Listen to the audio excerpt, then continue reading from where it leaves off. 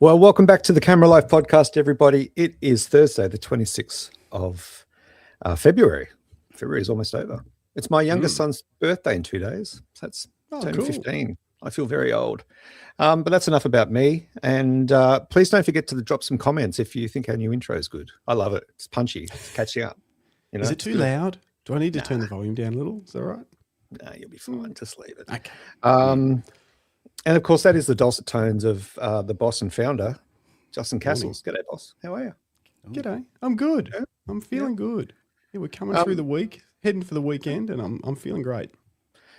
That's good to hear. Now, I'm kind of a bit concerned because clearly we didn't check our wardrobe, you know, as a collective group of people that are going to appear on the same podcast at the same time. This is not a uniform. It is a Lucky Straps t-shirt, which you can get. But of course, we do have a guest today, being a Thursday, and we are joined today by Australian landscape, nature photographer, workshop operator, and BFOP workshop instructor, Jeff Freestone. G'day, Jeff. How are you? Good. How are you? Yeah, I'm good. I'm good. Thank you for asking. Thanks for it's that great to have intro. you on the show. Oh, thanks, mate. We didn't plan this wardrobe. This is just the way it worked out. It's just potluck. I mean, it's almost like they're too close. They don't match, but they're too close to be worn at the same time. I don't know. We'll figure it out next time. I'll go back to black. These two colors, mine and yours, are identical, but you're using Canon color and I'm using true Fujifilm color. That is not true at all. Your white balance is off. Whatever. Jeff, enough about us bickering. We're going to get into your story in a little bit, but just before we do, I just remind everybody that this is the Camera Life podcast, proudly brought to you by Lucky Straps.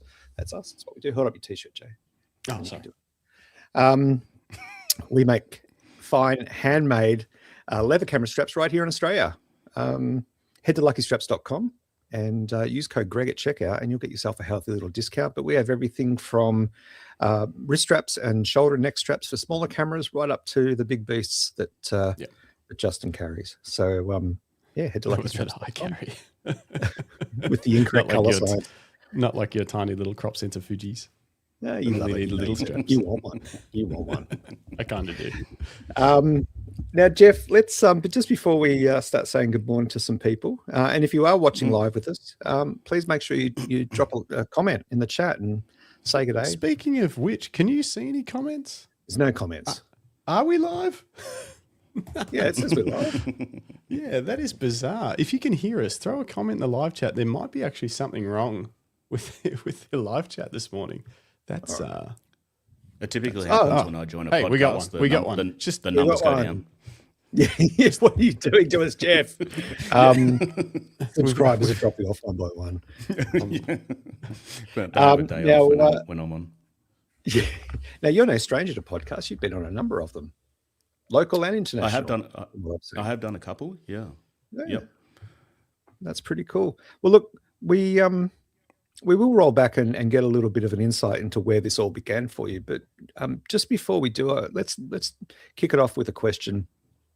Mm-hmm. You know, in your about page in your bio, and you have spoken about this on other less reputable podcasts, you had a tree change in 2017. You were in a corporate life, and something wasn't working, and you packed up the family and you moved to the high country of Victoria. Is that correct?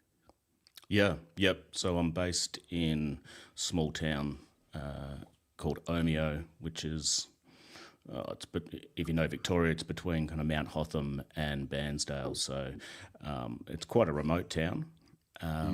But yeah, moved up here in 2017 from Melbourne. Grew up, born and bred in Melbourne. And made the change. Previously, before coming up here, I was in corporate life for about 8 years. I was working in financial planning, quite the opposite to photography. So I'd been doing that, and I kind of fell into that role or that industry originally. I'd always had, I guess, an intention or an interest in creative kind of pursuits. So I actually originally studied in graphic design.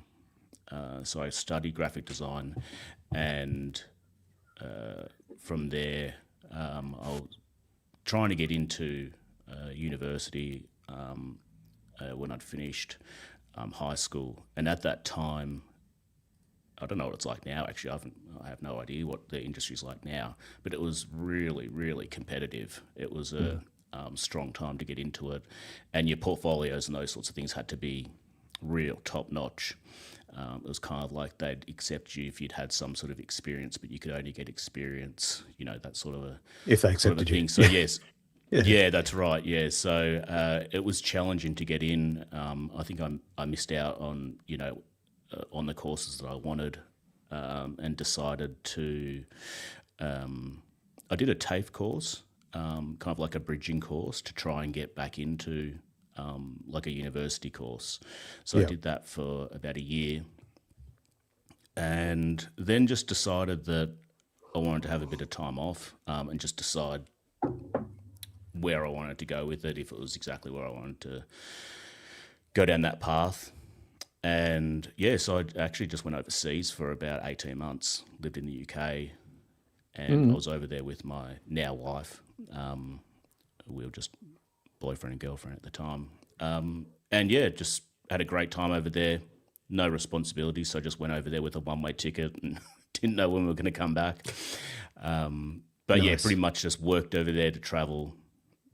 And yeah, it was just the 18 months of just having a bit of fun and yeah, just seeing the world. But then when I came back with no money. So I had to move back in with the parents. Yeah, we spent pretty much all our money on that phone call is terrible, isn't it? That's the worst phone call in history. Hi, Mum and Dad. Yes. Yeah. Well, it was quite funny actually, because when we went over there, the only thing we'd planned apart from the one-way ticket was to do a trip, like a kind of like Kentucky, but not Kentucky. It's called Bus About. So it was less of the partying and more just getting around and seeing the sights. So I did that for 4 weeks, which was great, but we had no money when we came back to London. That was where we were based. And yeah, I just called Mum and just said, I've got no money. I don't know if it's going to work out. I think I might come back. She's like, you're not coming back. You've just gone over there. You just got there. You've only been there for 4 weeks, so make it work. And then just basically did that and lasted for about 18 months and then came back. But again, with no money, no change or decision of what I wanted to do with graphic design. So came back living with the parents, and that was a nightmare. So I just wanted to get out of there as quick as possible. I don't think Mum and Dad are listening to this, so I'm sure they'll understand. If they're in the water under the jump bridge. in the live chat. I think Greg, the live chat, I think there's something wrong with it. I tried to post a comment in there to see. I think that, I don't know. Lisa Leach just sent me a text message saying, can you see my comment? I cannot see any comments in the chat. So it might actually be a YouTube issue. I think YouTube's got some live chat problems today. I don't know what's going on. Crazy. All right. Well, look, we'll do our best. Sorry, Jeff. So you're broke. We've all been there. Yeah. So, time to make a change. Yeah. So just came back and was living with Mum and Dad, and that just after living away for so long, it wasn't. I wasn't keen on staying back at home, so I was kind of just looking for anything that could get me money to move back out.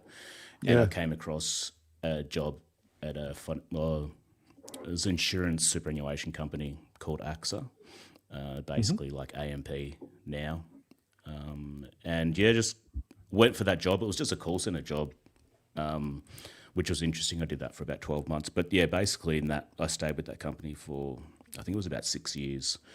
And I studied financial planning through the company, which was great. I guess that's a good thing about working for big companies and big corporations, is that, they just pay for you to do that. They want you to kind of improve and go up the ladder and that sort of stuff. So I did that, and then it basically was financial planning, and then I moved out for the last 2 years of that kind of corporate stint into accounting firms, a range of accounting firms across Melbourne as a financial planner.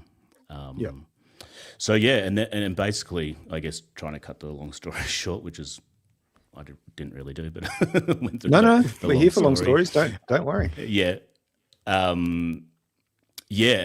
took me, I guess, that 8 years to realise that it wasn't what I wanted. You know, particularly, you know, when I was with AXA for a while, I was just kind of finding my feet and figuring out where I wanted to go. But once I kind of went into financial planning full time, it wasn't what I kind of imagined it to be. Or it wasn't so much what I imagined it to be, but I think I was convincing myself I could be someone that I wasn't for a while. Yeah. Yeah. It's an interesting story, and we hear it from time to time. It actually replicates my own story. Studied industrial design, left school, uni, really weird market, tough to get into. So picked up actually while I was studying, I picked up a part-time job and then got a job at a corporate, at Optus, started in a call center. And then, it took me 13 years to realize, and then a little stint that actually I want to go back to doing photography. So, and it happens to people where they, and also a regular pay's pretty enticing to keep going, it's especially when you've had a period of being broke or, being on a student income or whatever it may be, finally receiving a regular paycheck, it's intoxicating. And so you keep going back for it. Yeah. Yeah, well, and I think that's the thing. Like, there was kind of a bit of a pivotal moment for me and I guess my wife to decide to move. I'd got to a point where I can keep going in this direction, but then based on what I'm going to be earning, I'm going to be locked into that and the lifestyle and that sort of stuff, and it will be hard to pull back from that once you're actually locked in, or not locked in, but you're on a certain level of income and a certain lifestyle. And then once you get to that, it's hard to, I guess, foresee how you go without that. Because the bills are going to keep coming in, the rent or the mortgage, all that stuff still shows up, But at that time, around that time, I was actually listening to a podcast, or we were both listening to a podcast called The Minimalists. Have you heard of those guys? Oh yeah, I think I have. They made a movie. They made like a. They did, Netflix. Like a documentary. Yep. Yeah, very cool. So that was kind of like in the early days. We were listening to them pre-Netflix and all that sort of stuff. But their story is very similar. So they were two corporate guys, worked their way up the ladder and got really high up in their company, and were pretty much locked into that lifestyle. They had, the big house, cars. They had everything that they wanted, but they, basically realized that everything they had wasn't really making them happy. They were just grinding away. And they talk about how they could see like the executives of those companies, they were just miserable. Like, they had all the money that they needed, but they were just miserable. And that they kind of had a bit of a turning point where they were like, this is not what I want to do. They were like, I think they were like mid-20s, and they were like, this isn't where I want to go. They could kind of see their future in those people, and they both basically just pulled the pin completely, and they just got rid of all their stuff. They kind of followed this minimalist trend where they just pulled back on everything, and they were just looking to see what they could do creatively. I think they pulled back from corporate, and then just their idea was they'd just go work in like a cafe and be a barista and live a very minimalist life. But they didn't end up doing that. They just started writing a blog, and the blog kind of took off, and then that got into a podcast, and then a few years later they're on Netflix. So listen to that kind of resonated a lot with me where I was. I think it was just kind of like the stars kind of aligned at the right time. I don't think if I was listening to something like that, I don't think I would have come across or thought about that sort of stuff that kind of deeply, if that makes sense. I would have just continued grinding away until, breakdown or something. You kind of, you see, when you get that corporate life, when, and I was doing 14-hour days and getting home knackered, interacting with the family, it's such a trap, because you get into this mindset of, I've got to now feed the machine, I've got to feed capitalism because I'm relying on it for this lifestyle, And it's interesting. Late last year, we had Jeff Cale on. He was Team USA Olympic photographer, and he was like a VP of, what was he? VP of marketing for SanDisk or Lexar. Yeah, wasn't he, Jay? SanDisk. You're buzzing a bit for me, Greg. I don't know if you can hear I'm Greg sorry. clear or I not. can hear it. Yeah. Perfect. Yeah, Yeah, I don't know. There's something super weird going on with our system today. There's gremlins everywhere. But so I don't think it's an issue with you, Greg. I think it's just a weird StreamYard issue. But Let me just check. Yeah, it's all going to usual channels. Sorry, guys. yeah.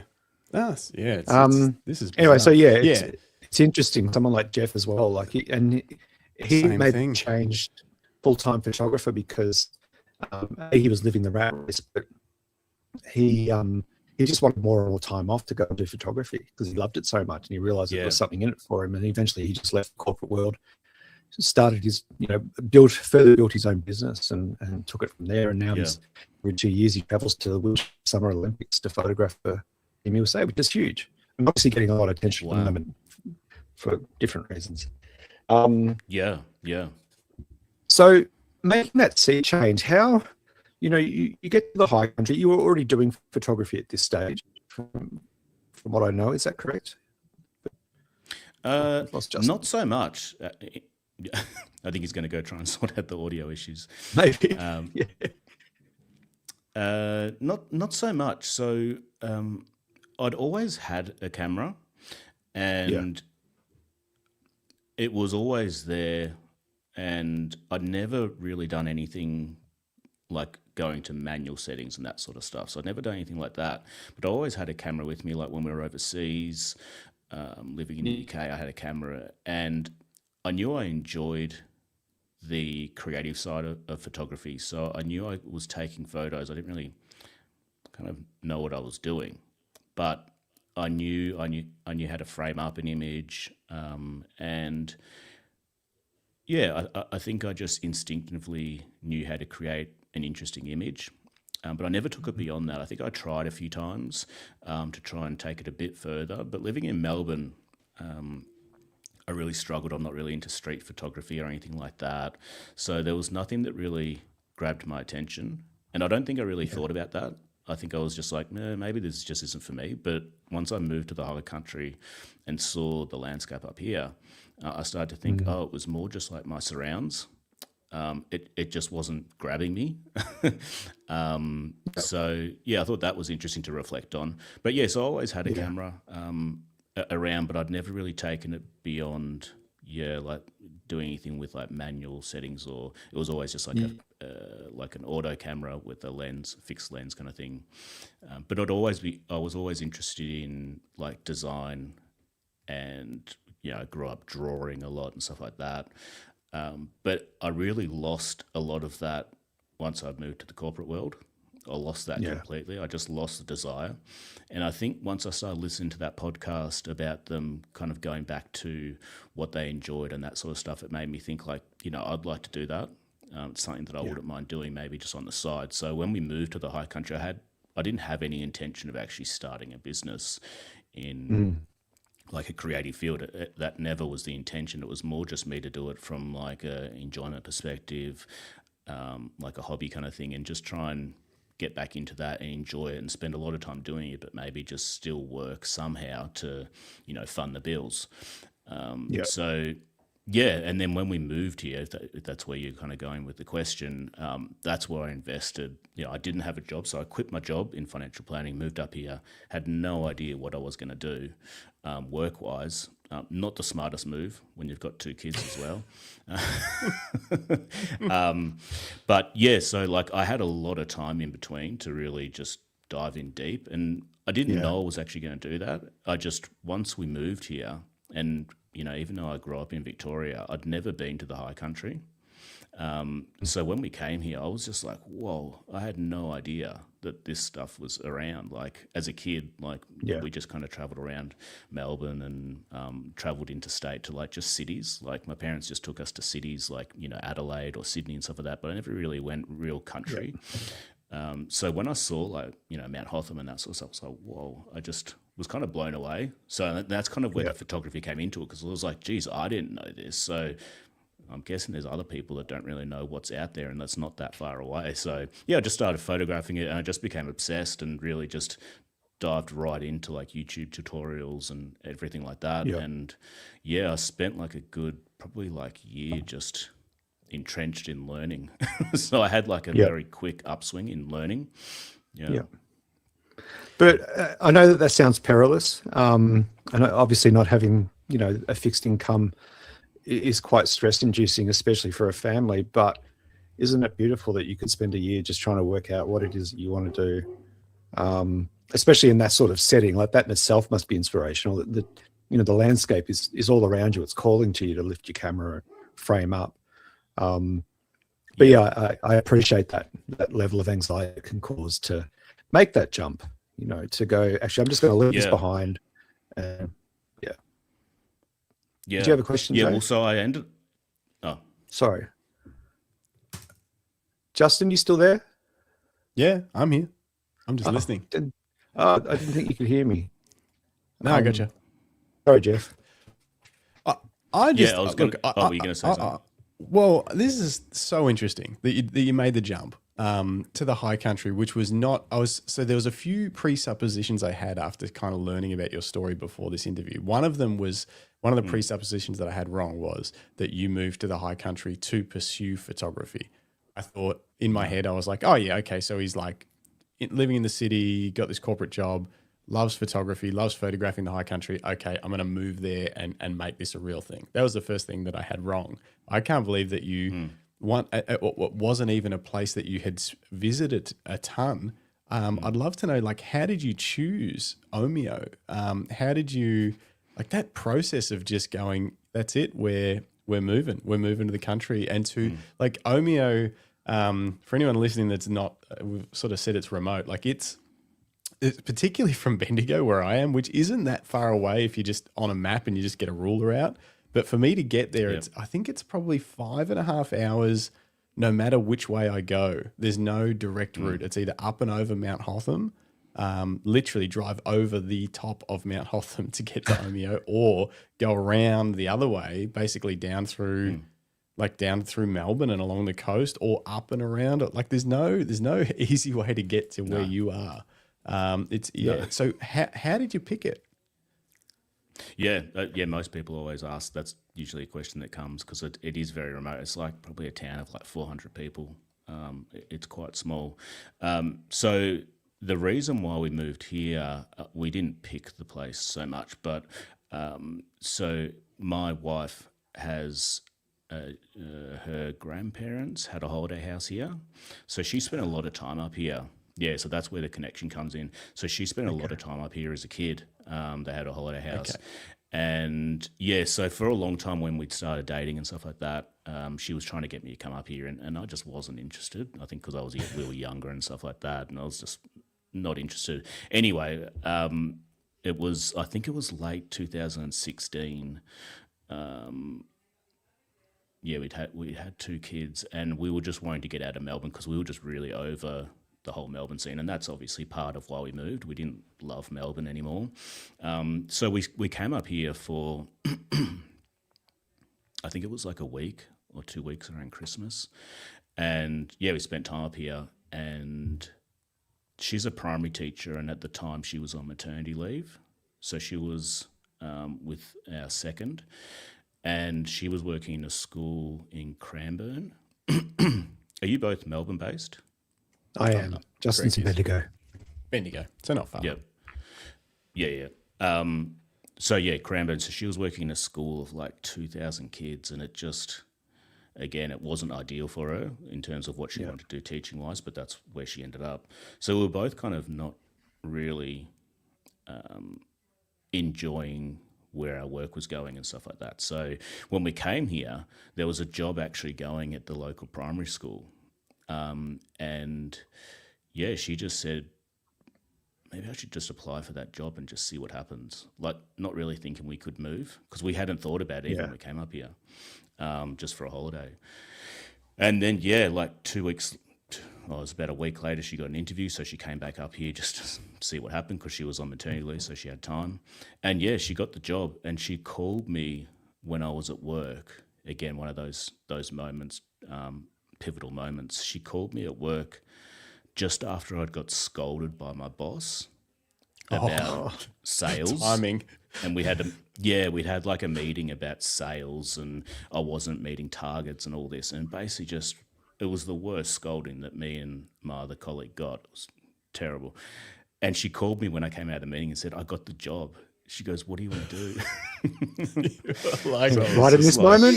Yeah. So basically we just said, okay, let's just do it. We kind of hadn't thought about moving, but I think we kind of instinctively knew this wasn't what we wanted long term. Yeah.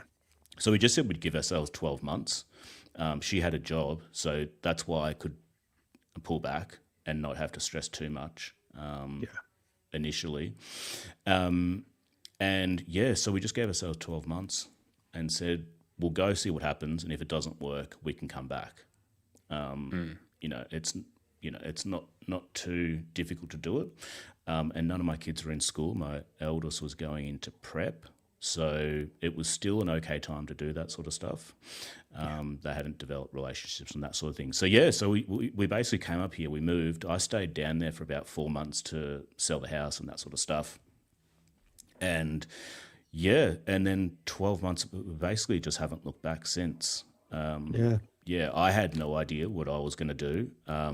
This was pre-COVID as well. So I ended up just basically doing, I don't know if you know, like, I don't know if you know like financial planning, but with financial planning, you've got the advisor, so the person that speaks to clients, and then you've got the back end, and basically with the financial planner, they sell financial plans, and those financial plans have to be written. It's like a huge, thick document that has to be written. Yep. So they have people in the office that write those. They're like the back end people. So there was a lot of outsourcing of that going on at the time. A lot of it was going overseas, but there was a lot of Australian paraplanners, they call them, that were doing it. So I just hooked up to an agency and basically was able to work remotely.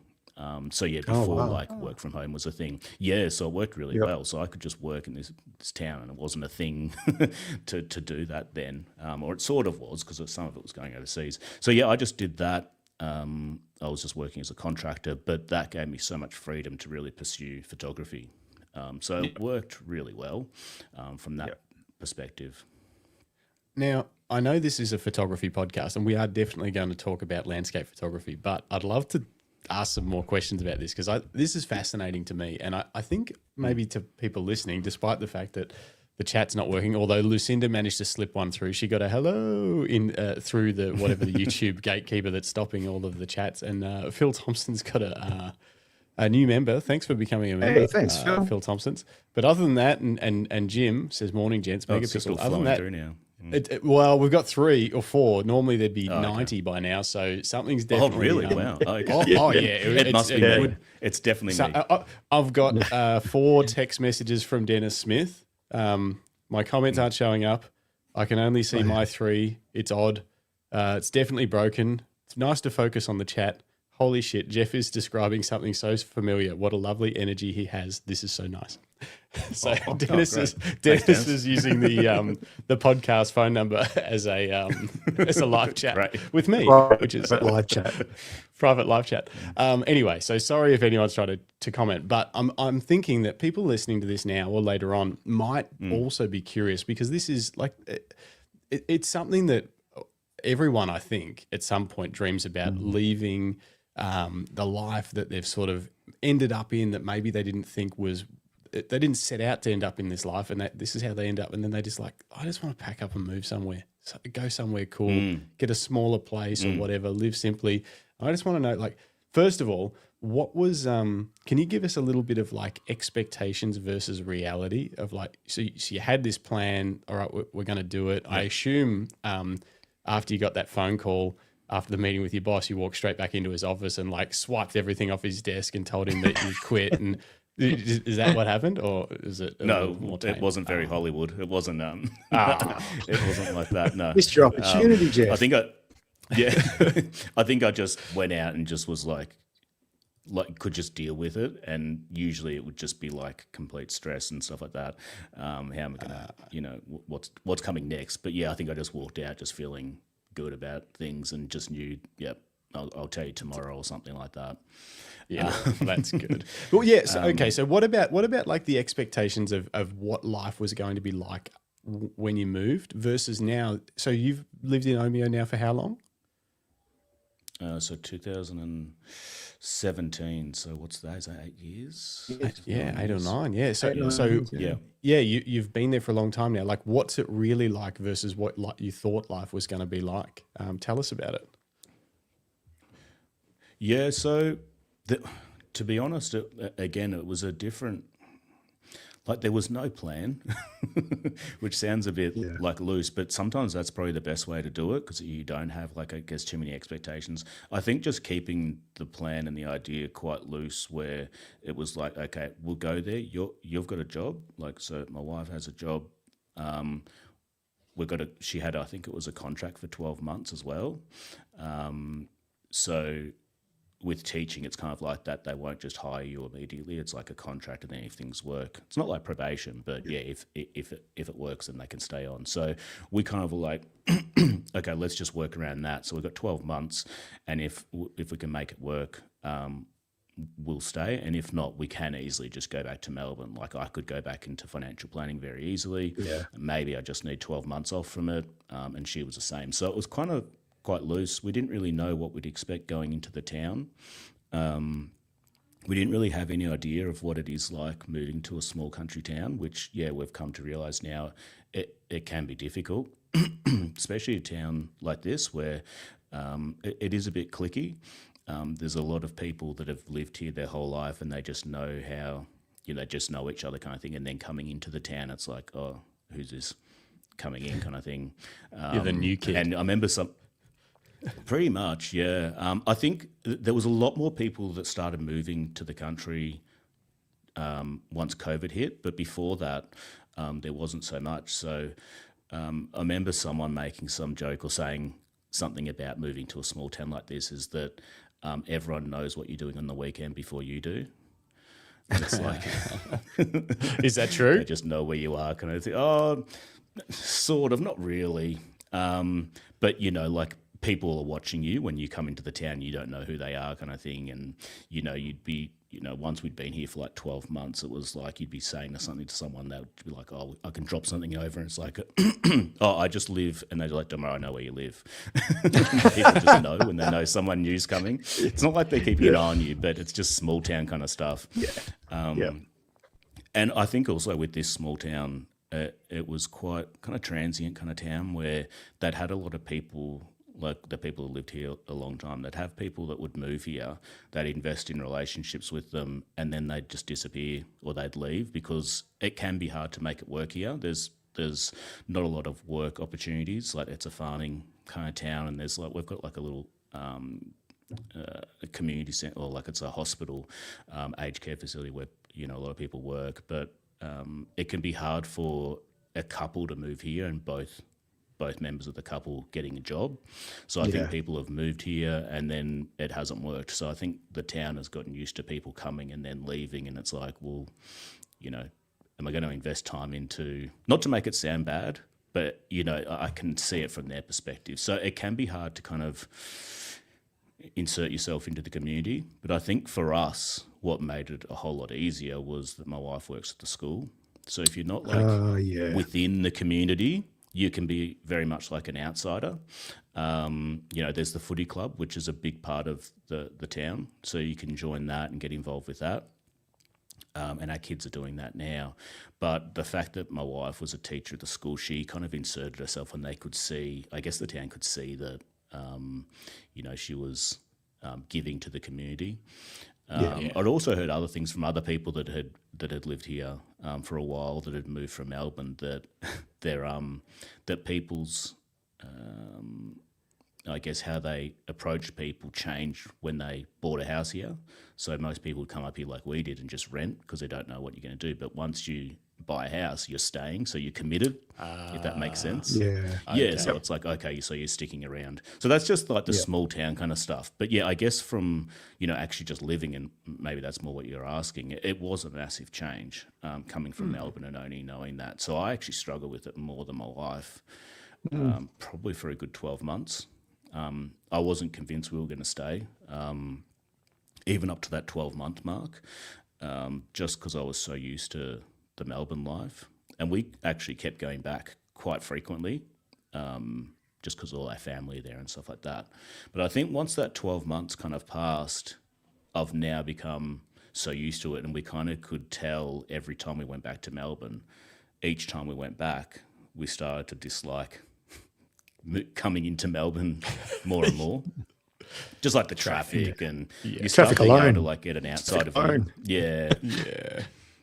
It feels. I do wonder that is it kind of like trying to think of a good example, because I struggle with it too. And Bendigo's 100,000 person town, so it's not like it's not Omeo, but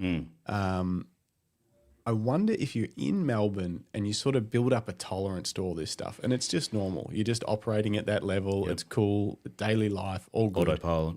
Or not so much even autopilot, but it's just like you have a built up tolerance to traffic and the speed that everything's going and all that kind of stuff, and it doesn't bother you.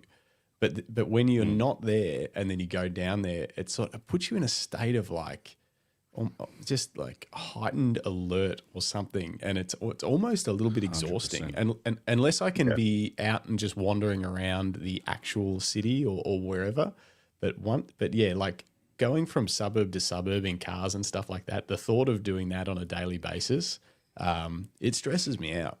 So, I'm the same. Sorry, I was going to say, I feel like. It sounds strange, but yeah, when I hit like kind of Berwick coming from where we are this way, that's where the traffic starts to build up. And yeah, I'm so much more alert on the roads and probably a bit more anxious on the roads, which I never used to be. I used to be just like, I probably said autopilot because I could just sit on an autopilot on the roads, on the freeways, 5-6 lanes or something like that and not be worried at all. But yeah, I'm 100% more alert of that sort of stuff. And I think it's just being in Melbourne. It's just, there's just so much going on that I reckon, after because we go down to see the in-laws, the kids, so they can see the grandparents and stuff like that. But after about 3 or 4 days, I'm kind of done, which isn't long. Yeah. I'm going to get back to the beautiful rolling green hills of Omeo and just relax. Yeah. Let's. But yeah, the transition has taken a bit. But yeah.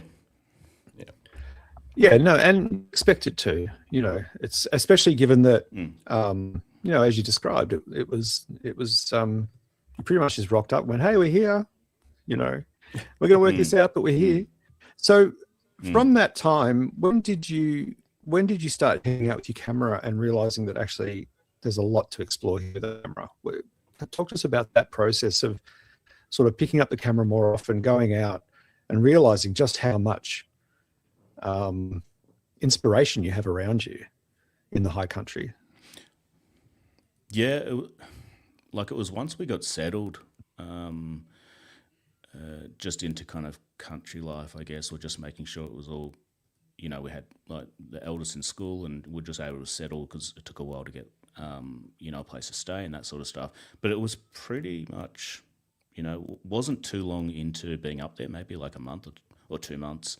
I started to get out a bit more, just explore. I was like, whoa, there's a lot here. And I just thought, like I had like an old point and shoot camera or something like that. And it didn't take me long to realize I needed something better than that.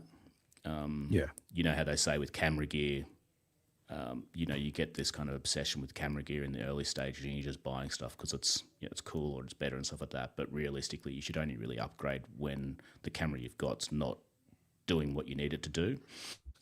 So I did that pretty quick into it. The wife wasn't overly impressed because I'd come up there, I don't have a job, and then cameras. Start buying cameras. You're like, trust me, it'll work out. Yeah. So I just bought, I think it was like a Canon, I can't remember. It might have been like a what are they? The full frame or crop sensor? Full frame. The old DSLR. There was a 6D was pretty popular as it wasn't quite as expensive. Otherwise, 5D3 or 5D4. Yes, I think it was a 5D3. Like I got something like on like I don't even know what it was back then, like eBay or something like that. But yeah, I just picked up something cheap and just got like one lens. I think it was like a 24-70 or something like that. So yeah, I got that and then just started really experimenting. And yeah, from going from like that point and shoot to having a full frame, you know, camera with all the, you know, the manual settings, and then having the subject matter of the landscape here, I was just like, whoa, there was just something that just switched on. I just was, all my time was focused on just thinking about it, learning about it, being out in the landscape. What I tell a lot of people when, like on workshops and stuff like that, is just the learning comes so much from just being out in the landscape with the camera. Yeah. And I kind of did that without knowing that that's what I needed. Like I was spending a lot of time on YouTube, watching tutorials and that sort of stuff. But yeah, I was just out in the landscape a lot and just failing. Essentially, that's what I was doing. You know, that's the only way you can learn. So yeah, it didn't take too long for me to do that. But yeah, I was just out with it a lot, and it was an interesting time because it was like I was learning with the camera and failing, but I kind of didn't care because of how amazing I was just blown away with how amazing the landscape was. So everything was just great. Do you remember any images or trips early on where you really, like when you had this new camera, where you were like, this could turn into something more than just cruising around? Was there a moment or a photo that you took or something where you were like, I'm actually pretty good at this. This is something I could take to another level? Yeah, I think it's weird you ask that because I usually don't remember all that stuff. My memory's pretty bad, but like I do remember the place we were staying. It was actually the old holiday house that my wife's grandparents had, so we were just staying there for a little bit until we could get our own place. And it was just out on like remote farmland, and yeah, I was just up the back of the house on like, you know, some hills and stuff like that with the kids, and they were just mucking around. So I had the camera, so I was just taking a lot of photos of the kids. And I remember it was like kind of in the afternoon, so I'd been reading about golden hour and all that sort of stuff. And I think that was it, when like the light was kind of coming through like the trees over the hills. Yeah. And just noticing, I guess it was probably just noticing the effect light has. So originally it was more just kind of not happy snaps, but just taking photos of the landscape, but not really thinking about it. And then just discovering, I guess, light and how it can change a scene and that sort of stuff. I guess everyone at some point has that experience. But yeah, I think it went from there where it was like seeing what the light can do and then going, whoa, so I guess this is just a photo of my kids, but imagine what it could do to, you know, a mountainscape or something like that. So that's kind of where I started to get a bit excited about it and realizing potential.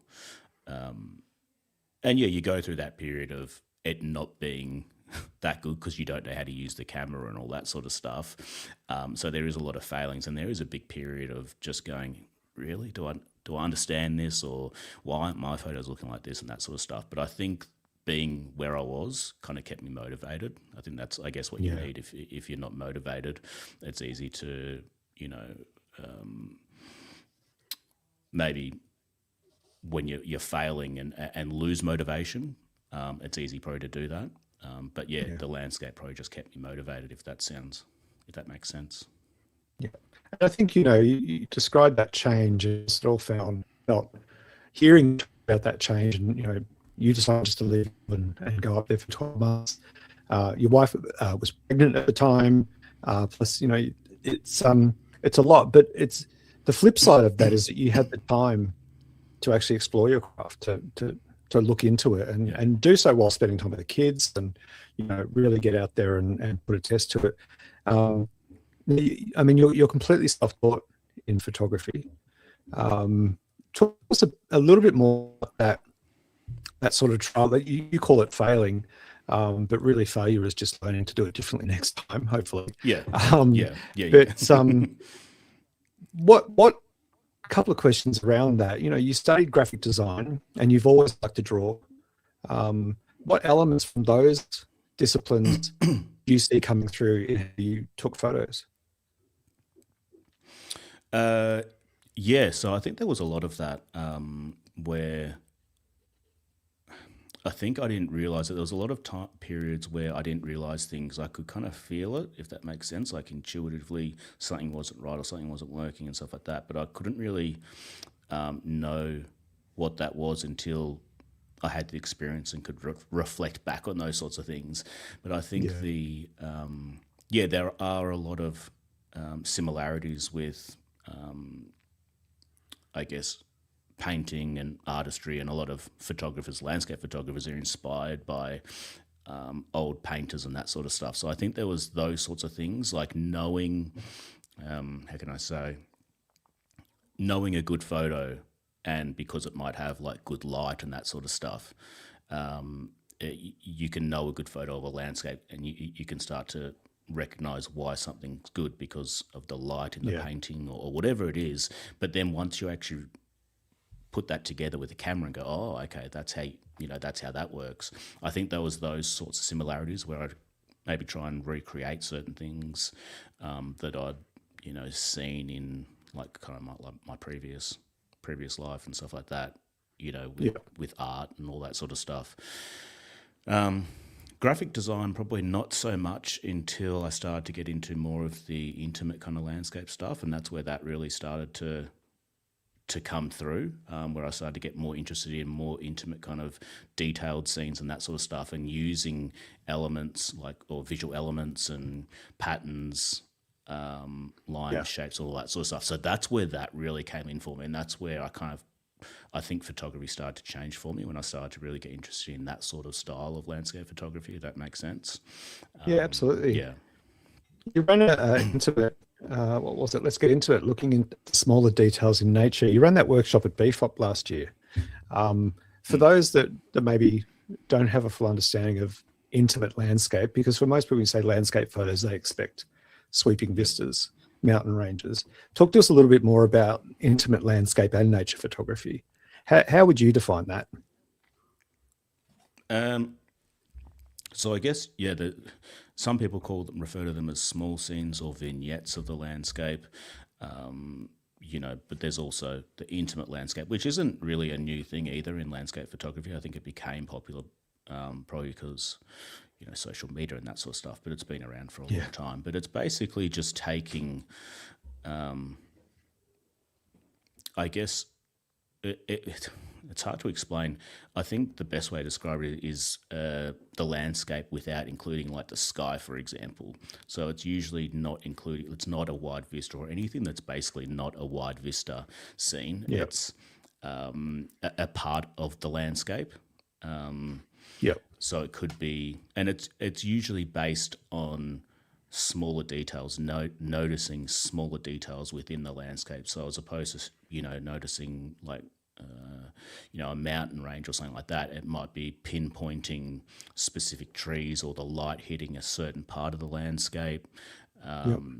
It could be anything from that to, even down to kind of macro kind of things as well. So just instead of using flowers, for example, which is common in a wide vista scene as a foreground interest, you might actually use the flowers as the main subject. So you just take a photo and fill the frame with that subject, for example. Yep.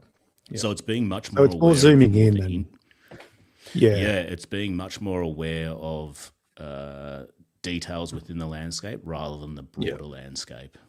Yeah.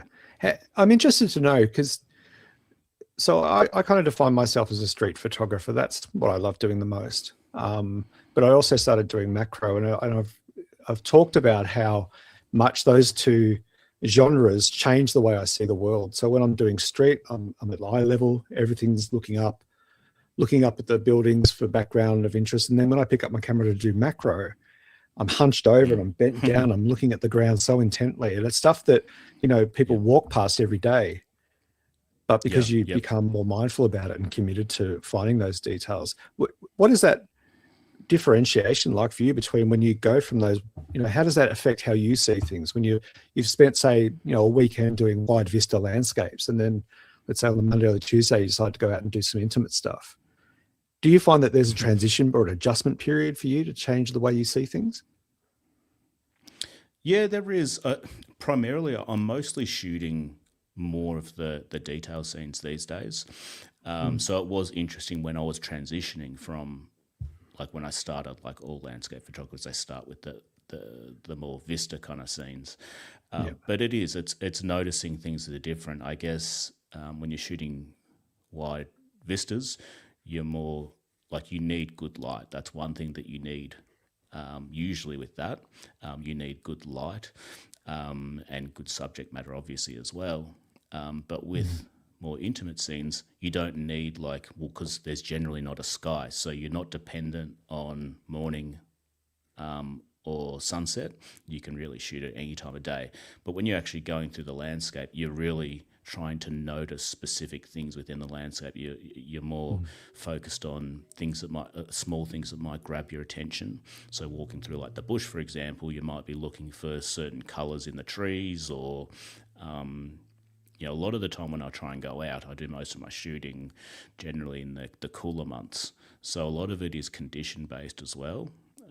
So I might just go out when we get a lot of fog up here, obviously snow as well, but I'll go out when the conditions are right, and then I'll be trying to find things that stand out within that landscape that I guess that they're things that you just walk past every day and regular people would just not notice. So it's probably just trying to bring attention to those little things and just notice, I guess, it sounds cliche, but the beauty within the landscape, the real small things. And a lot of the time it's making something interesting out of something that's quite dull and boring, creating something a bit more artistic or creative, rather than just shooting more of a documentary style shot of just, okay, that's the landscape, trying to find certain visual elements within the landscape or patterns and trying to create an image out of that.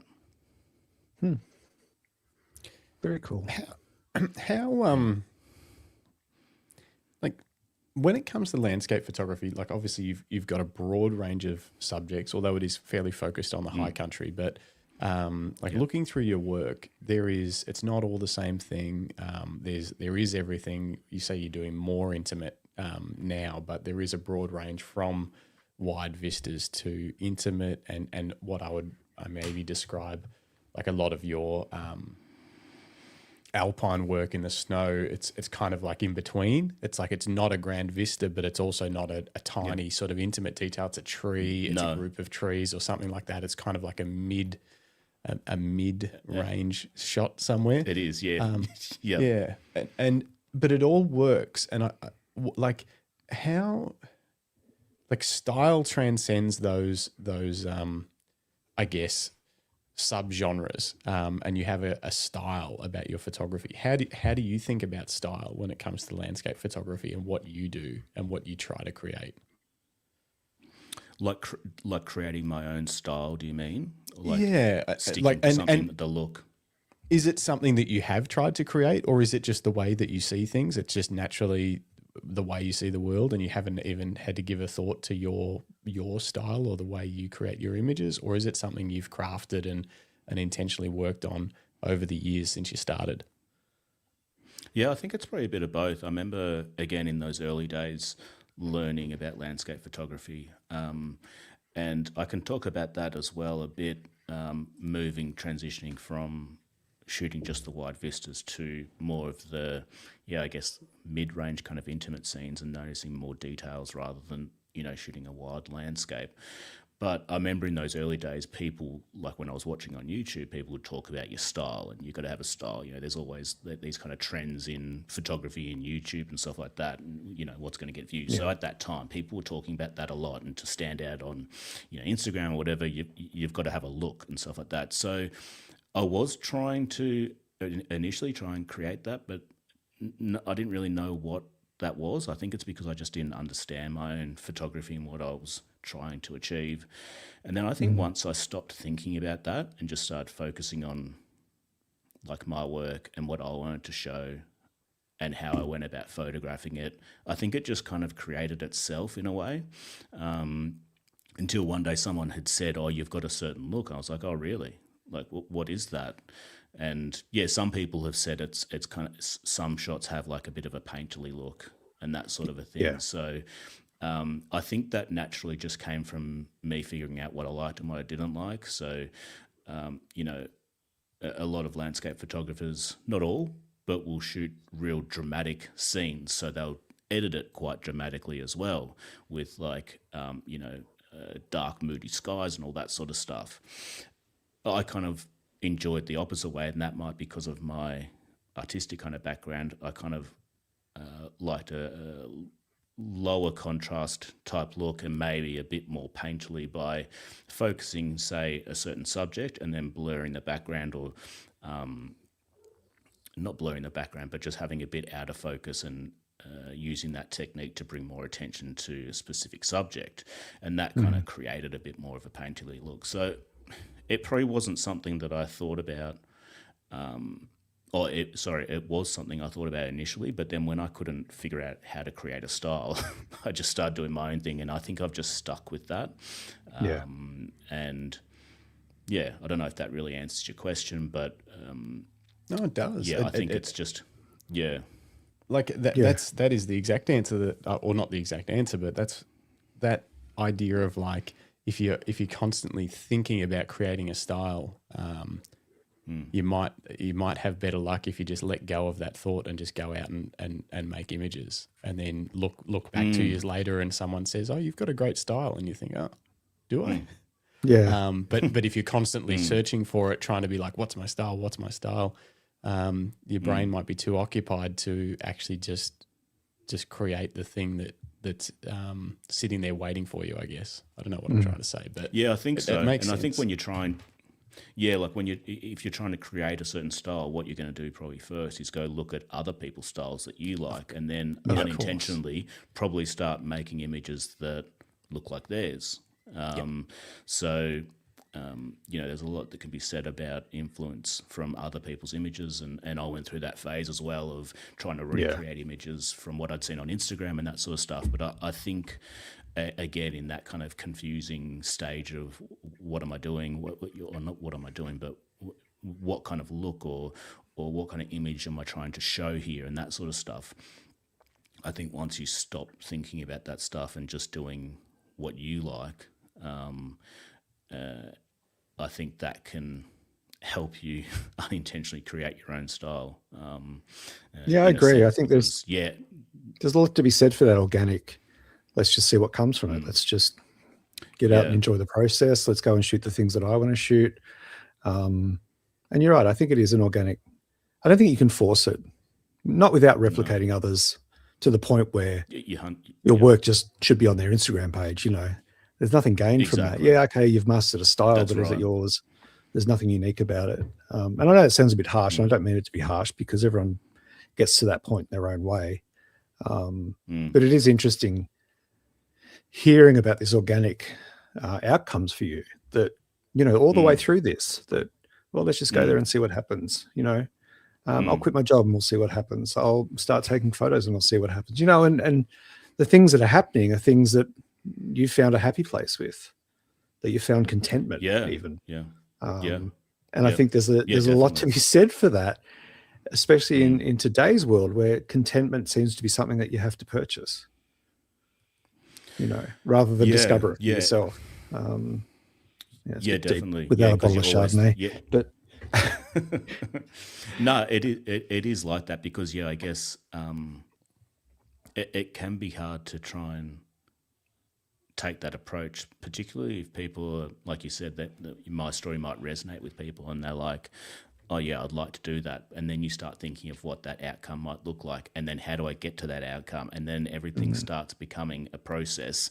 And what did you do? And you start forcing yourself into this thing of doing what other people did, which I think can help initially. But then, I think, to be doing something that you enjoy and you're getting enjoyment out of long term, you've really got to be doing it for yourself rather than trying to achieve a specific goal, whether it's financially or having attention on social media and that sort of stuff. And that's probably where it came for me. That the turning point for me was that I stopped worrying about trying to build a big Instagram account,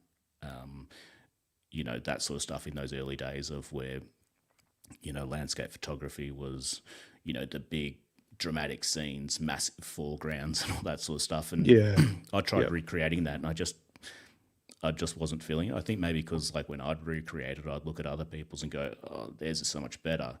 Why isn't mine performing that well?" So you get stuck in these kind of these things. So I was like, I'm not going to get to that demoralizing. level. So I'll just Yeah. it can be. And I think once I realized I wasn't going to get to that level, quickly, I should just do what I want to do and then see what goes from there.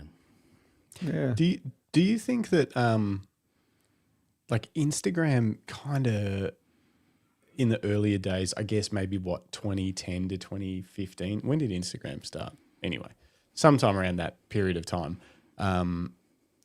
Landscape photography, there were people like their accounts were just, some people were like rocket ships. Their accounts, they were getting hundreds of thousands of followers. Obviously they were creating cool images, great images that grab people's attention in the feeds and stuff like that. And then it seemed like there was a bunch of landscape photographers that kind of started at the tail end of that. And I don't know if this was you or not. And it's like you saw some success early on in posting and you get lots of likes and stuff like that. And then as the platform changed to be more video oriented and things like that, or maybe people had seen too many photos of mountains that looked amazing with beautiful sunsets and things like that. So they were kind of like, they've seen this before. But it seemed like it became a lot harder to grow a following as a landscape photographer as the years ticked on. Is that something you saw at all, whether it was with your own work or with other people's accounts that you followed or things like that? Did it kind of become less hyped? I don't know what the right word is, but it seemed like it went through a bit of a cycle of when everyone was packing on tons of followers, and then now maybe it is a lot harder. Oh yeah. Yeah. When I came into it, I think that had maybe was at the tail end of it. But yeah, my account never really took off with the massive followings that people got in the early stages. I think I kind of missed that, and it was probably also because I wasn't posting the real attention-seeking stuff. So when I kind of came into it, that was the big thing. And people were still building big followings, but they were following a particular format where it was just the 4x5 crop, the portrait, vertical kind of images. Yes. Yep. Yeah. And so the big, what were they? What are they? Like the accounts where they'd share everyone else's images, like they'd have like a big, Australia light. So all those accounts, they were still blowing up. Yeah. They were like, I can't remember, there was a word for them. Yeah, those sorts of accounts. And there were some like big Australian ones, and there's still some around, but they were a big thing, and that was what people were, how they were building followings. And you wanted to get featured on them, because then if you got featured you'd be likely to pick up some followers because they had 600,000 or something. And then, I don't know, some of those people would come over to your account because you got featured on. You're right. I can't remember the name of that, but they were massive. There were some really big accounts. Yeah, that was huge. Yeah, there was some real big ones. Yeah. And that was just like that time where it's just like, I'd be looking at other people's images and just going like my images seem similar to that. So why are they getting featured on there and not, that whole period that you go through initially in social media, why are they getting it and why am I not, kind of thing. And it's hard to kind of pull back from that, or step away from it and just not worry about it so much. Yeah. But yeah, so that was a big thing at the time, and people were blowing up on that. And I remember also, I don't know if you've had him on your podcast. Do you know Will Patino?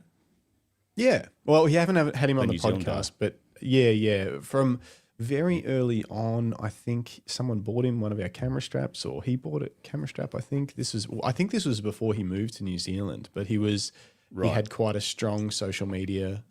He did. Going on, and like he was gaining popularity, making great images and all that kind of stuff.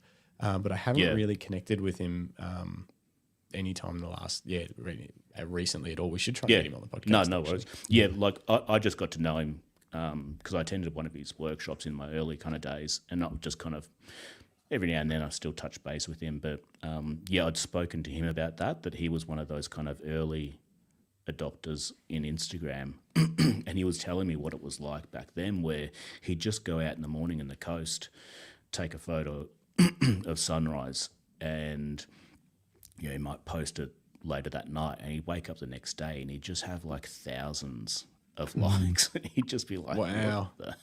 So yeah, he got onto the real early stage of where whatever he posted, it was just blowing up his account massively.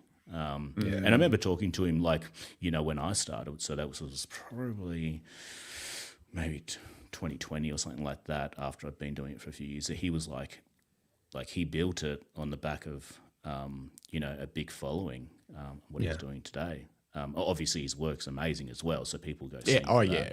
And that's the thing, like we're not yeah. about any of these, I'm not saying the images weren't great, but they just kind of got an acceleration at that time. They did, because the platform really liked images, people really liked the images, and it sort of blunted. But he was saying that if he had to start like now, like I was, he knows he wouldn't be able to create it the way he did, without even really thinking about it. He didn't put too much into it, but he doesn't know if he could be bothered doing it now because of how much harder it is. Well, it is harder. The algorithms are so tricky to understand and navigate. And, people that I follow, I don't see their images for weeks and weeks and weeks. And all of a sudden it will pop up 2 months later. And it's like, oh, that was a great photo, but it was 2 months ago. What have you done since? It's just all over the shop. And the ads, just the ads alone. It's really bad. It's quite demoralizing. It's getting to a point. It is, yeah. I still just post it on there for, like, that's where I post my stuff, and on Facebook, and I just do it for, my followers. But every now and then I just like, it's gotten to its worst point, and then it seems to get worse. It just keeps getting worse and worse in terms of engagement. Like, you don't think it can get any worse. And then it is. But it does, now it's just, and you can tell from like, I don't try to focus on followers or likes, but I just even speak to other people that are similar to myself, where they don't take it too seriously, but they'll still post, and it's just like the platform's just gone so downhill, where people aren't even seeing the images of the people that they follow, like you said. It's just constantly trying to feed me new stuff. It's and there's been some weird. platforms that have tried to kind of take over, or like try and replicate that again, and it just hasn't worked, which is interesting, because everyone that's on Instagram says how bad it is, but there's nothing else like it. If that makes sense. Like no other platform can really build up that kind of, I guess, attention that you can get, or how you can have other people see your work. And that's the problem, is we've had attempts to recreate better photography platforms, and then the issue everyone talks about, one issue is there's multiple of them, so it's like, which one are we all going to? Because no one really wants to be on one that 50% of the people aren't on. But then the next thing is, then it's just photographers looking at photographers' work, and as much as that can be nice to see other people's work, we also want the ability for the broader world to be exposed to our work if it is deemed good enough, by just attention. And that's kind of like, I guess the one benefit to the algorithmic approach that there is now is the fact that if you put something out that's amazing, it doesn't matter if you've got 100 followers or 100,000 followers. If it's amazing, an amazing piece of content, the algorithm will show it to more people on your behalf. And that is kind of cool. Yeah. That idea that you don't have to have a huge audience to have 1 million people see something. Because if it goes, wow, everyone loves this, let's just show it to everyone. That's pretty cool.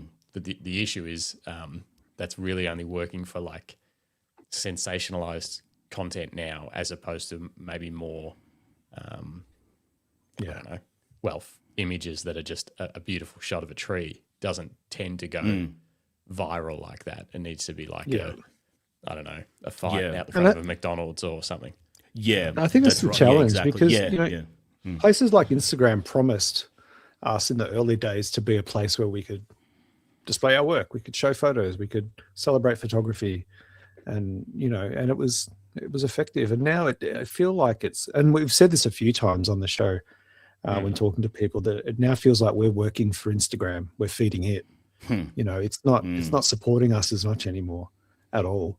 It's got a completely different agenda now to what it began as, and that's the nature of evolution of those sorts of things. But I feel like the pendulum has swung far too far to the right.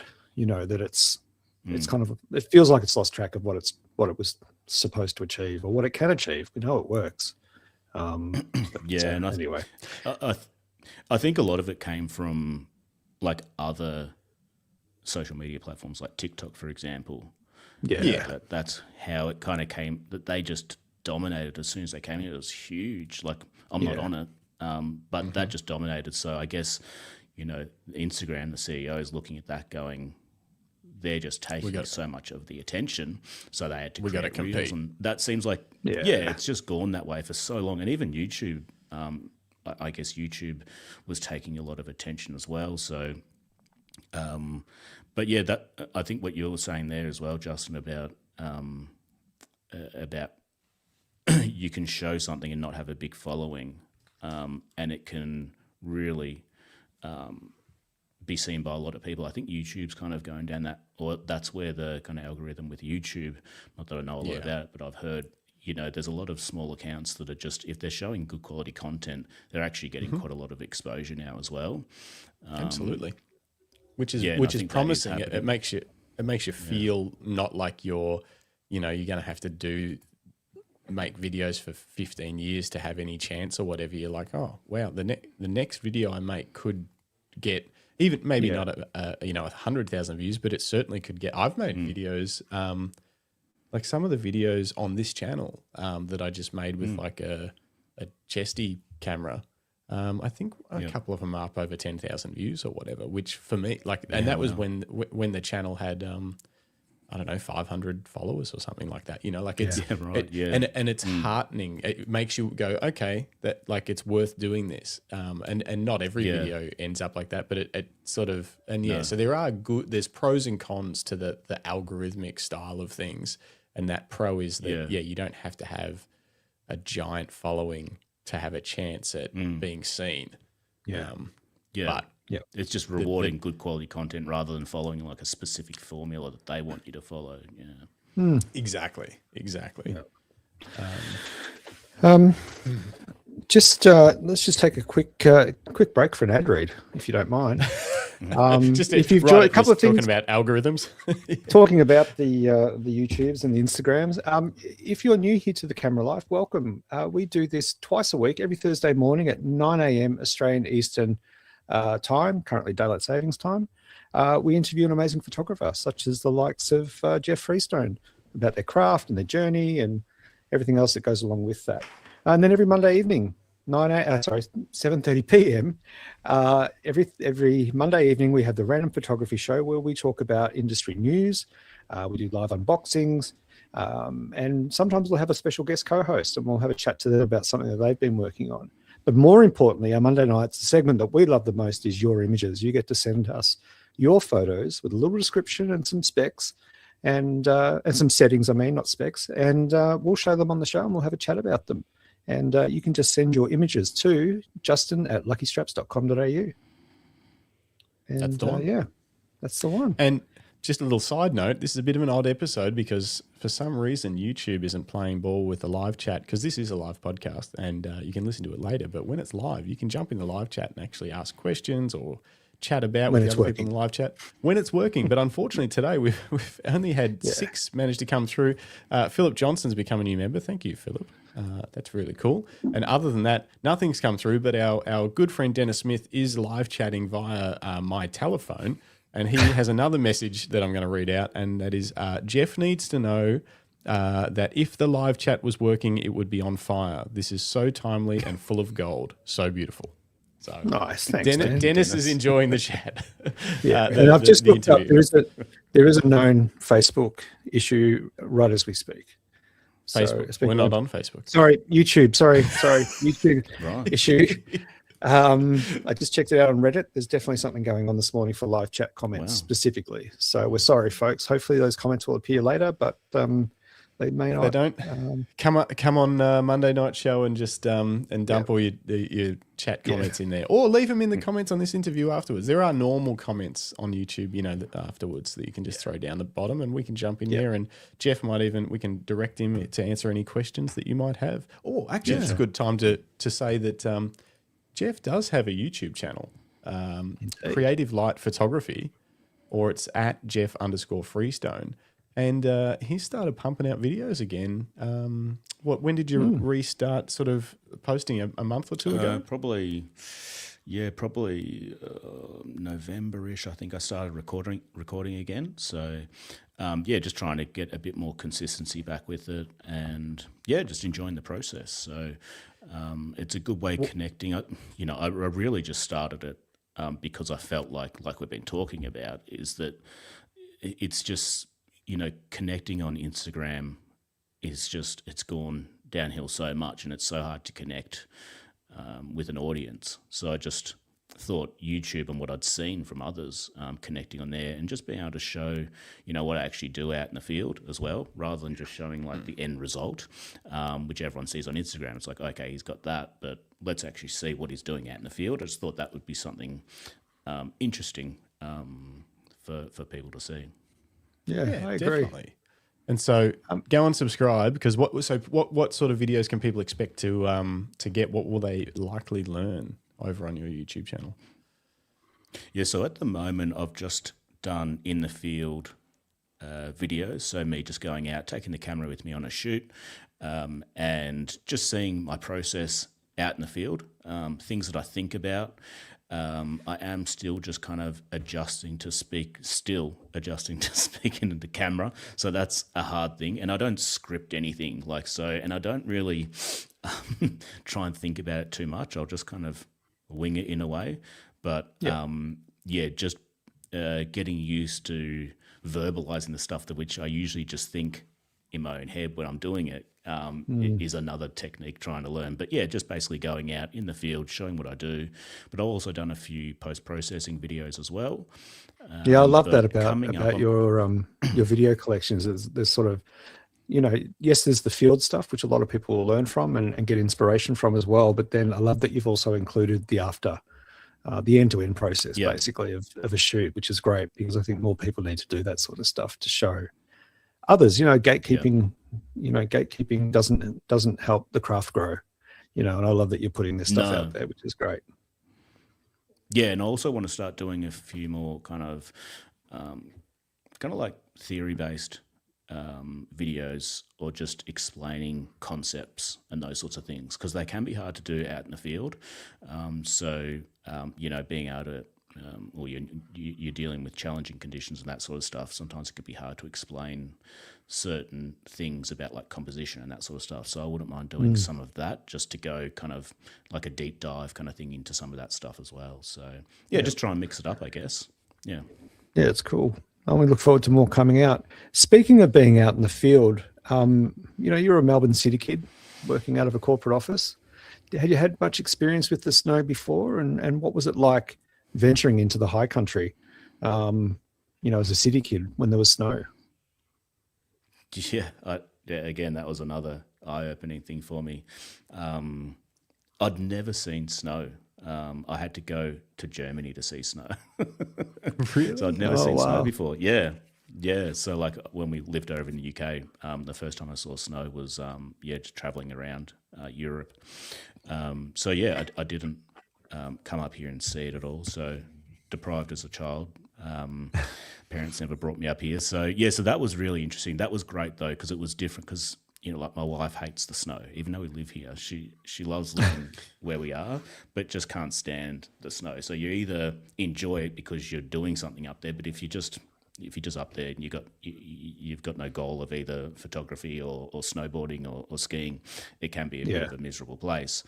But but being up there with the camera and trying to figure that out, I do love winter. Winter and autumn are my favourite months, but winter up here is just, we get a good snow season. But it's a whole different ball game with photography. It's trying to, because a lot of my shooting is very kind of take a slow approach, notice the details and that sort of stuff. So trying to remain in that and get into that kind of like flow state of, trying to just remove all distractions in your mind and just try and start, being within the landscape and noticing things can be challenging when you've got, 100k winds or it's snowing and that sort of stuff. So it has been. It's a great challenge. Every year brings something new. So yeah, I do enjoy it, but it was hard to get used to. And what took you by surprise the most? I mean, heading into the high country, heading into snow when you're not used to it, what was surprising for you the most? Was it stuff that you thought, oh, I'll be right without gloves, or I'll be right without a beanie, or I don't need my filters? What was the biggest learning from those early snow experiences that maybe presented a challenge bigger than it should have been?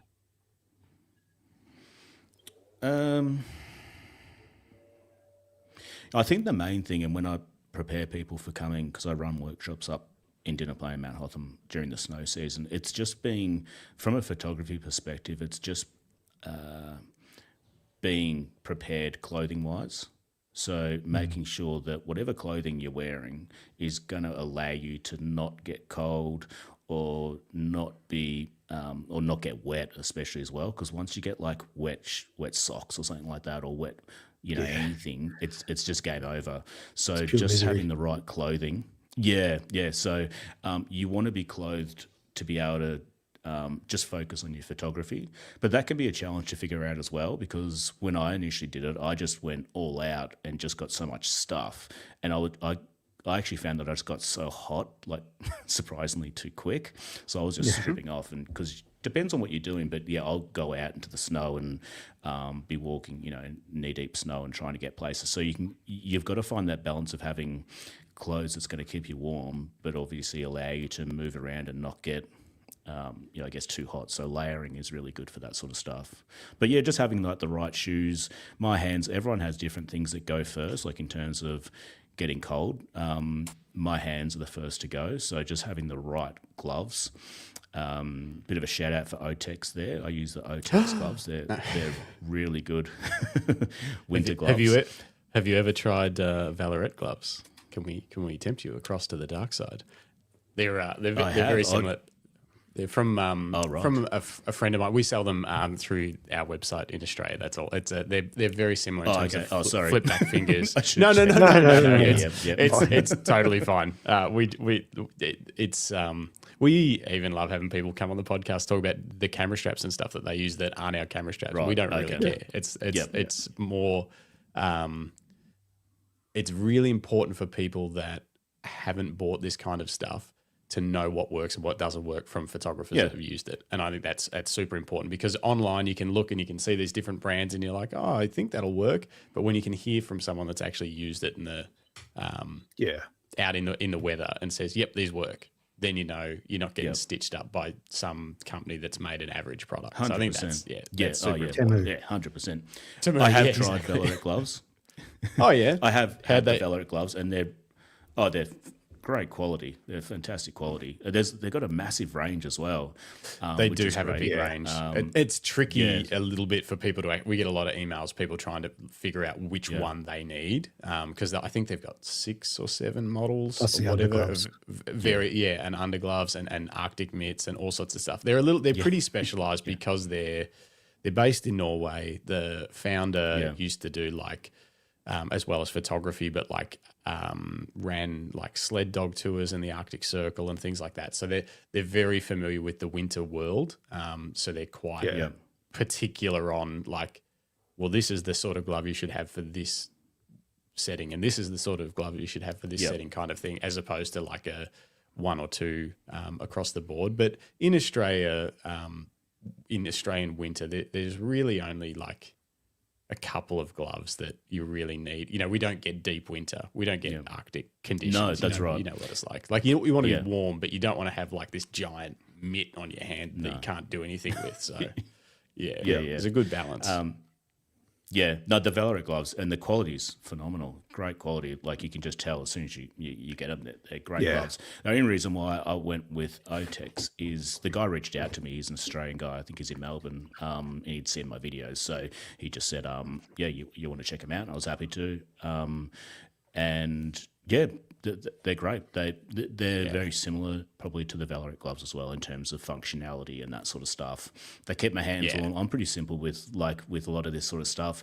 As long as it does the job, like really, you know, it does what I need it to. So yeah, the Valorant or Otex would definitely provide, you know, good protection. Yeah. My only advice would be if you can't get somewhere to try them on, make sure that you can, and I'm sure Otex allow that, make sure you can return them or whatever, because you want to make sure that they like to swap over for sizes, because you want to make sure that they're not too loose, because otherwise because these, you can operate your camera with the fingers flipped back. If they're too loose, your fingers don't poke out far enough.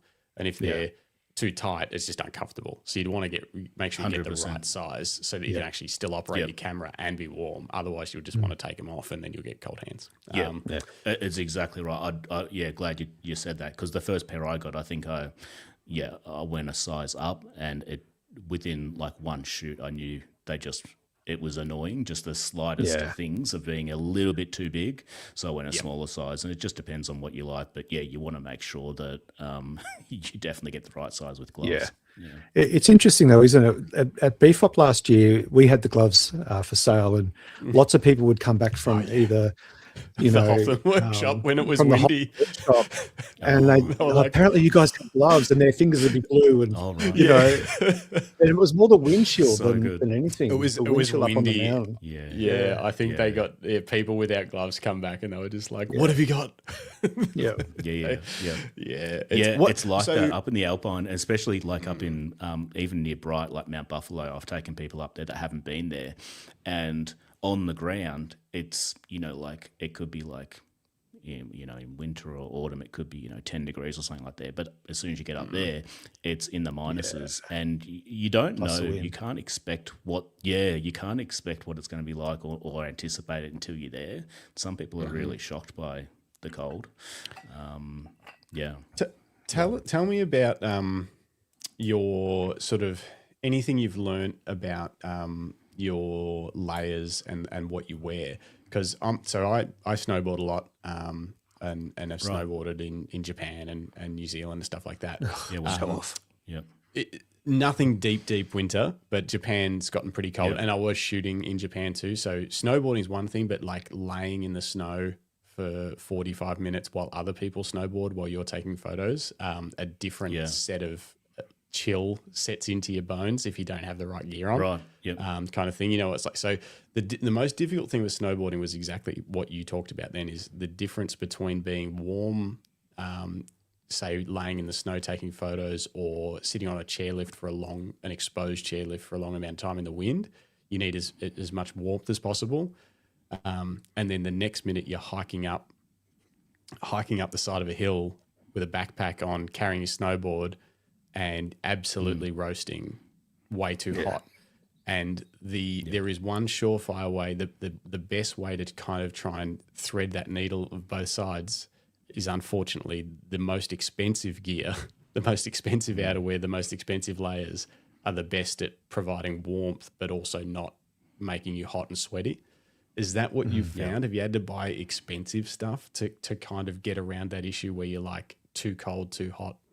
Depending on what's happening, or like what gear, jacket or a puffer or something like that? Is there anything where you're like, this thing is awesome?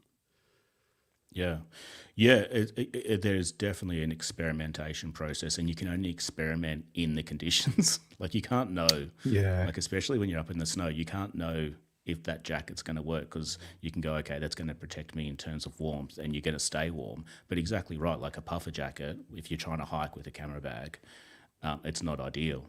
I guess that's another thing that's that I've learned over the years and experimenting with that. And particularly when I started running workshops as well, because my style of photography changed. So like when I was just shooting on my own and what I do now, I'll go in and I know exactly where I want to go. I'll get the shot and then I'll get out.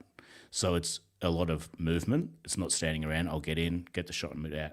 But with workshops, I'm taking people and I'm just staying there and standing while they get the shot for a while. So there's a lot more of me just standing around and getting cold. So I had to change up my clothing for that. But in terms of gear, I think there's more options compared to, say, like 10 years ago, where there's more mid-range stuff that's doing the job a lot better these days than having to buy real top-tier stuff, because the stuff is very expensive, top-level stuff. And I provide, for my Alpine workshops, I give them a list of recommended clothing and that sort of stuff. And it's different for me because I'm in it, all kind of winter, and I'm consistently doing it year on year. But for someone that's coming from a workshop, say from like Queensland, that's never been to the snow, it's probably not going to go back to the snow again. They're just coming for like a 5-day workshop. Yeah, they don't want to invest in the top tier stuff just for that. So I've had to look around and try and find other stuff that kind of does the job, and there is other stuff that does it. So I've been using. So I've got like my gloves, the boots I use. Now I've gone blank. I'm trying to remember. They're basically. I was going to ask you about boots. I was going to say, do you wear like hiking boots or snow boots? Yeah, the actual snow boots. So like all the workers up at Hotham that work up there, they wear these Sorels. Sorels, that's it. Yep. Sorels. I just wear the Sorels. Yeah. They're not great for if you want to go real far, like in terms of walking distance, because they're big shoes. But I don't do that. I don't really go that far. If I do, I've got like they're called snowshoes, but they're not shoes. They're like the old kind of tennis rackets on your on your feet. Oh yeah, snowshoeing. So I've got them. Yep. So and then I can just strap them to my boots. But I could stand out there from the morning to the afternoon, and my feet wouldn't change temperature. They're really good. So I use them. I've got a pair of snow pants that basically just waterproofs. That's the other thing. You want warmth, but you also need waterproofs as well. So yeah, I basically just use layering. I'll have, I don't feel the cold nearly as much as other people, so I'll just wear a t-shirt underneath, and then maybe like a zip up jacket, like a fleece or something like that, and then I've got like a waterproof jacket that I can easily take on and off, which is really good for wind chill. So it just takes it out completely. And that's the other thing. Wind chill can make a big difference. So I can be up in the snow and there's no wind whatsoever, and I can be up there literally in a t-shirt. So it's surprising what the wind does. So if you can knock out that wind chill, that makes a huge difference. And there's an Australian, I'll see if I can find it. There's an Australian group that does good gear that's kind of mid-tier pricing. What are they called?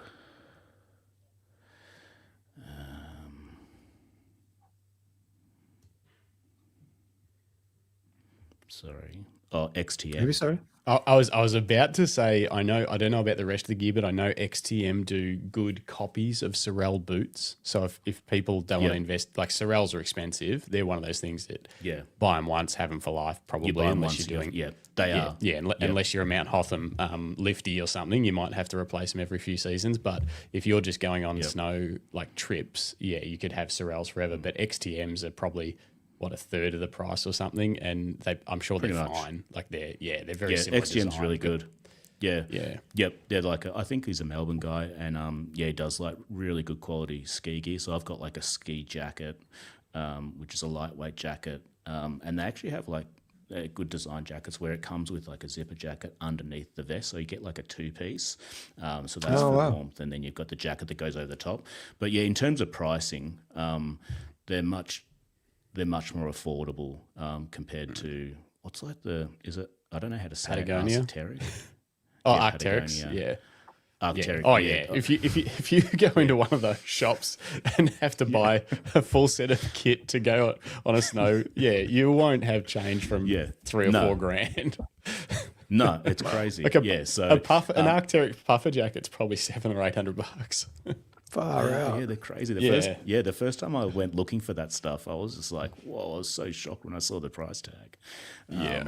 Very. And it's a lot of money well if you just made. if you're seasonal about it. You know, you're only going up to the snow once or twice a year. It's a huge investment. Yeah. It's Yeah, crazy. I remember when I first went to the snow with my wife, very long time ago. The kids were only little. They hated it because they didn't have much warmth. But we went to the Aldi. Remember every year? I don't know if they still do it. Aldi used to do this big ski gear sale, and everyone would queue up, and it'd be like a Black Friday, nightmare scene from Walmart.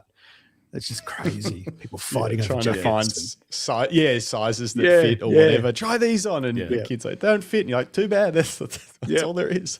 Make it work. $50 snow pants or something. Yeah. And I think most people that I heard from that sort of stuff was actually still did the job for like just a snow trip. Like if you're just doing one snow trip, right. it definitely did the job. It was a once-off. It was tobogganing, and that was it. Back to the bus.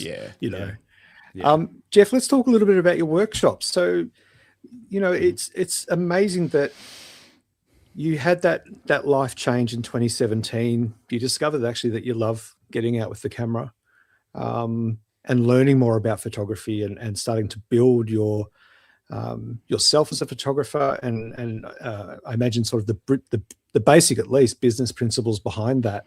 Now you're at a place where you're running workshops and you're taking folks up into the high country and helping them master their craft. But what was how long have you been doing the workshops, and what led you into that direction? So I think it's my 4th year, I think. And like up until maybe a year before I started doing it, I hadn't really considered it, or like making money so much from it. A lot of the reason why when I started to get back into photography was for the creative side, and just having something else that allowed me to just express creatively and that sort of stuff. And then when I, in the initial stages, started looking at that sort of stuff, I kind of felt like whether it was selling prints or running workshops, my full creative, I guess, license would be limited to what would sell, if that makes sense. I probably didn't word that properly, but I guess I didn't want to have this pressure of having to produce things that were popular. So initially I tried to sell prints, and it was just from, I guess, just putting it out there, not trying to make a business or anything from it, but just putting it out there. But it was about, I still wanted to be able to produce what I wanted to, rather than producing something that would sell. So originally I kind of didn't want to go down that path, but I think once I started posting more of the stuff that I was seeing up here, and in the snow, and even autumn's really nice around here, I had a couple of people reach out and ask if I ran workshops. I said, no, I don't. I hadn't really considered it. And that's pretty much just where it kind of the idea came from, just from other people asking, if I do it. So I think it was... That's pretty sweet and awesome, isn't it? Where you just have people actually coming to you saying, hey, please take me to workshops. It wasn't a lot of people. What people were banging on my door, but it was a couple that just like planted the seed. So initially I just put together a rough workshop and just thought, I'll see how that goes. So I didn't really have like a big plan of making something of it. I just ran one over in Bright. I think it was during autumn. But I'd sell, like my workshops, I sell them about a year in advance. So I prepare for the next year ahead. And I put that out. So I have the limit is I have 4 people on my workshops, just because that's the amount of people I can fit in my car. So I keep it still like trying to keep like a small group environment. So I put that out, and that just sold. So I filled it relatively quick, and thought, that's pretty good. And then I had someone else reach out straight after saying, "Oh, if you release any more, let me know." And I had a couple of people reach out after that. And I was like, I had enough people reach out to decide to release another one. And then that one sold. And then it just kind of snowballed from there, I guess. It was just from, just putting it out if there was a bit of a demand. So, I think I ran like about maybe 4 workshops in the first year. Yep. Wow. And it's just kind of built up really from there. There was no pressure Justin, can we bring up? because I was still doing. Sorry, Jeff. Sorry. I was just going to ask Justin, just while we're talking about it, to bring up the workshops page from your website while we're talking about them. Yeah. Sorry, I cut you off. Yeah. No, that's okay. Yeah, so I just, because I was still doing financial planning work at the time, it wasn't something that I had, and I think that's where it kind of helped me. I didn't have the pressure to actually make it work. It was more just like a side thing. And then it's eventually just transitioned out from me stepping away from, financial planning completely. And now this is what I do. So, and it's just kind of built up from there. I primarily just focus on the high country. There's a reason for that, but I have got one where I'm going down to the Great Ocean Road, but it's mostly just because of my lifestyle. So I've got 3 young kids, and it's just hard for me to really get out and get away and that sort of stuff. So I've just kept it around here. But in terms of my creativity, there's so much here that has just kept me interested. Like, it's not like I'm just done with it. There's actually so much that each year I find new stuff. So it's kind of worked really well, unintentionally. And I think also the beauty of where you are and being a nature and landscape photographer, which I just tried to merge into the word lature. I don't know where that came from, but as that sort of photographer, there's also the seasonal changes that happen. It's not like not like the canvas is always the same. You're always starting from a very different point, depending on the time of year you head out that door. And I think that's one of the beauties of landscape photography, is that you can see the same scene at 4 different times of the year, and they're almost indistinguishable from one another because of those extreme seasonal contrasts. But 100%. Looking at, especially up here, up here the scenes are so vastly different.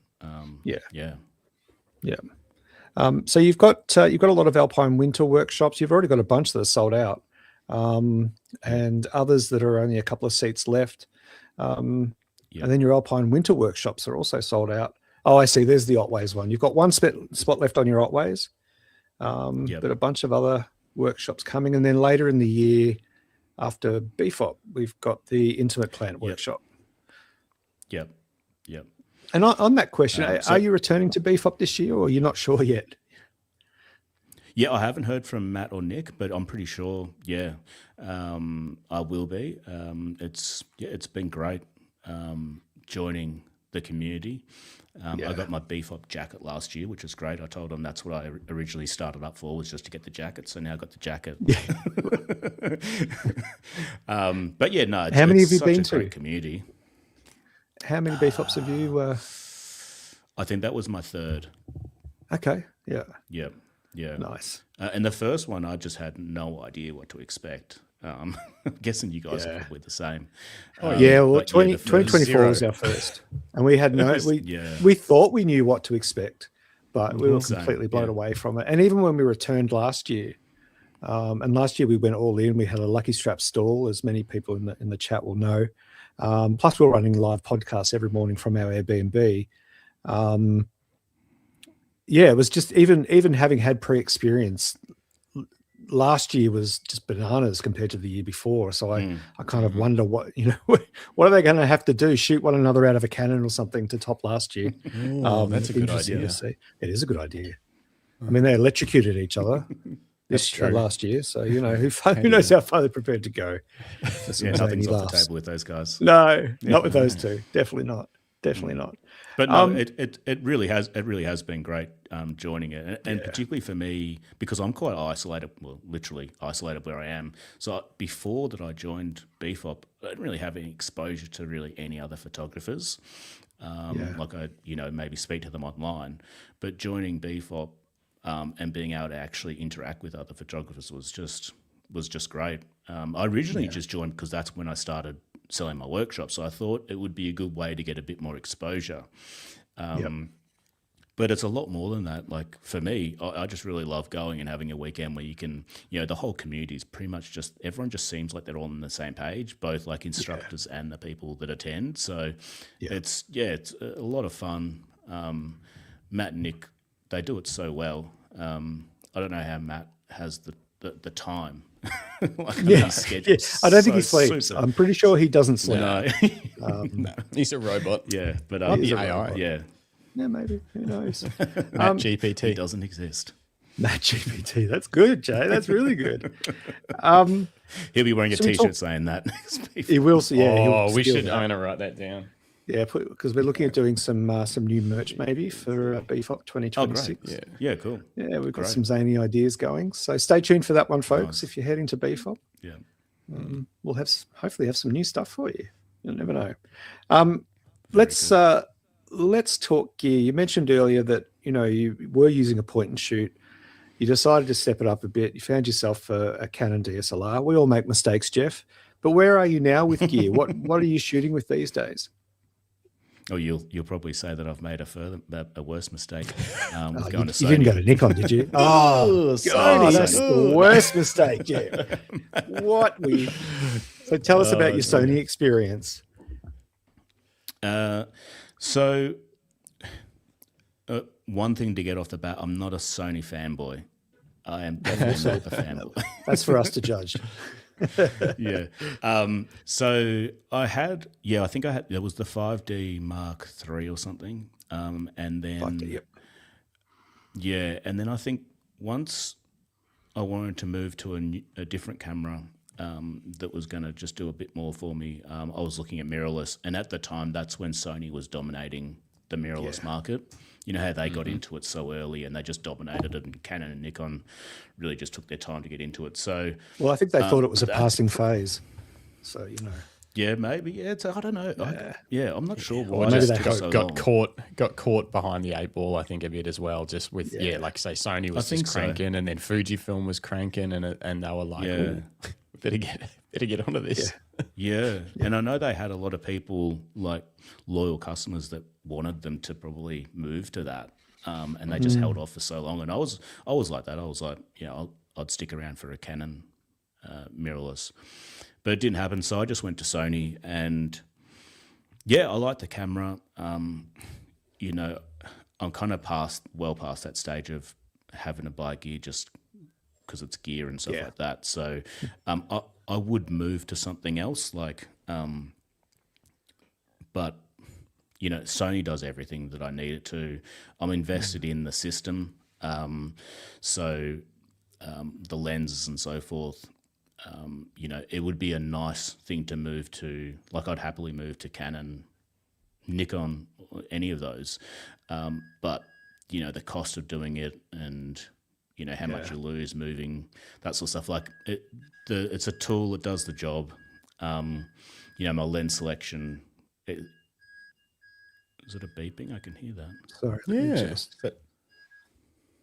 Where is that coming from? Someone's house is on fire. Everything's going wrong today. It's not. That's crazy. Yeah, so it does the job. Like, it does the job for what I need it to. There's nothing that's really holding me back in terms of, I wish I had that, or this would make my photography a lot easier or better, and that sort of stuff. So there's no real strong need for me to move to another system. Yeah, it's all still working. What body is it that you're using? Oh, I can't hear you now. You're... Oh, really? No, this is great. Can you still hear me? I can hear you. Yeah, I can hear you. And I don't think I'm muted. I'm pretty sure people can still hear me. Damn, this is the most buggy thing that there is. Yeah, let me just see what I can do here. We've got Greg back at least. Again. Sorry, you can guys. hear us now again? Yeah, Greg, we lost Jeff lost my audio. This is one of the most professional podcasts we've ever ran. which is saying something. We can just edit it all out right, It just later. happens Don't when worry. I join. It's just like I said. It just happens when I join podcasts. All you, Jeff. All on you. So, okay, sorry, Jeff. What Sony body are you shooting with at the moment? Which model? I've got the A7R4. Yeah. Yeah. And then And I and think I'm they're assuming I think they're up to the R5. the 5. Yeah, and you can't see No, I've got the 4, desire but to yeah, I shift. can't. No, yeah, it's pretty much the same megapixel count. Yeah. In terms of the body, the one thing I really do like about it, and this might be useful for other people because I'm not like spruiking Sony the way that they'd probably like me to, but having like 60 megapixels works really well for me. Like I'll never ever have a need to print that big, but it allows me to go out and shoot and know that I can crop in. So particularly with my like intimate scenes, I probably crop a good 95% of my shots. I usually crop them. So having that extra reach is probably something good to think about for people if they are considering, what camera to buy next. For me, that makes a huge difference. Being able to just crop in and have that extra amount of megapixels. But the camera does the job. I think the R5 is the same megapixel count. It's probably got a few extra bells and whistles, which I don't really need. But in terms of I lens think it was- selections, sorry. It was like autofocus and video maybe that sort of benefited the most from the upgrade, if I remember correctly. And it's like if you're shooting landscape photography, it wasn't a big, a big improvement on what the 4 had to offer. Yeah. The lenses I use, so I've got a 16 to 35, a 24 to 105, and a 100 to 400. So that covers me from 16 to 400. That range is just perfect. Or I don't use that range. My most used lens is probably the 24 to 105. I use that mostly. I rarely use my 16 to 35, but I still take it with me. I always just take it just in case I need it. But the 100 to 400 is really good for up here, for like zooming right in on mountain ranges and that sort of stuff. So, but those lenses do the job. And yeah. Nice. So you don't to get anything else. No dedicated macro. You've never been tempted by a dedicated macro to get really intimate, or is that just a bit close for your style of imagery? No, sorry. So I've got a 90mm macro, but that's not in my bag all the time. I'll take it out when I use it. So I do have a 90mm macro, which is really cool. I do love using it. But if I'm grabbing my bag and I'm going out on a shoot, it's usually those 3 lenses that come with me, unless I know I'm going to, go out specifically for macro. Yeah. Yeah. I'll just And what are some of the other sundry items that you routinely or drop into your bag every time you go out for a shoot? You got us, Jeff? Yeah. Can you hear me? Yeah. Did you hear what Greg said? No, I can't hear Greg. Oh no. strange. What have Gosh, you our done? system. So, Greg, I'll translate. Greg just asked, this is bizarre. Greg just asked, are there any other things that you pop in your bag for every regular shoot, like little bits and pieces, whether it's spare memory cards or, I don't know, a rocket blower or anything like Filters, all that sort of that? stuff. Filters, tripod, that sort of stuff. I've always got, a handful of cleaning cloths. I've got one of those rocket blowers as well. The only filter that I use is a CPL. I don't use any graduated filters or anything like that. I just use a CPL, but I don't even really use that a whole lot.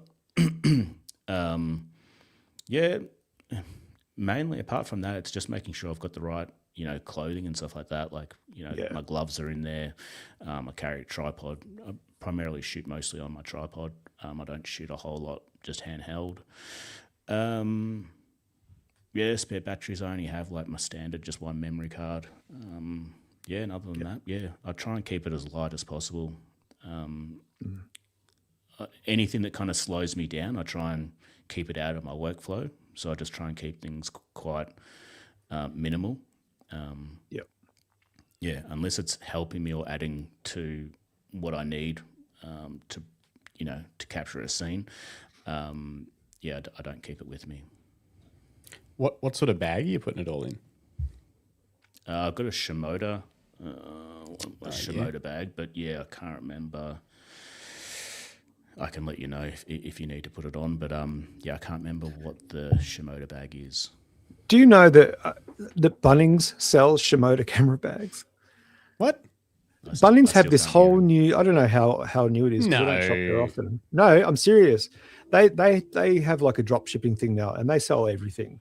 Because I was looking at online only. I was looking at Yeah. I was looking at cheap Pelican cases, like rip off, and Bunnings came up, and then I went and I went camera bag, and then it brought up all of these different brands of camera bag, including Shimoda.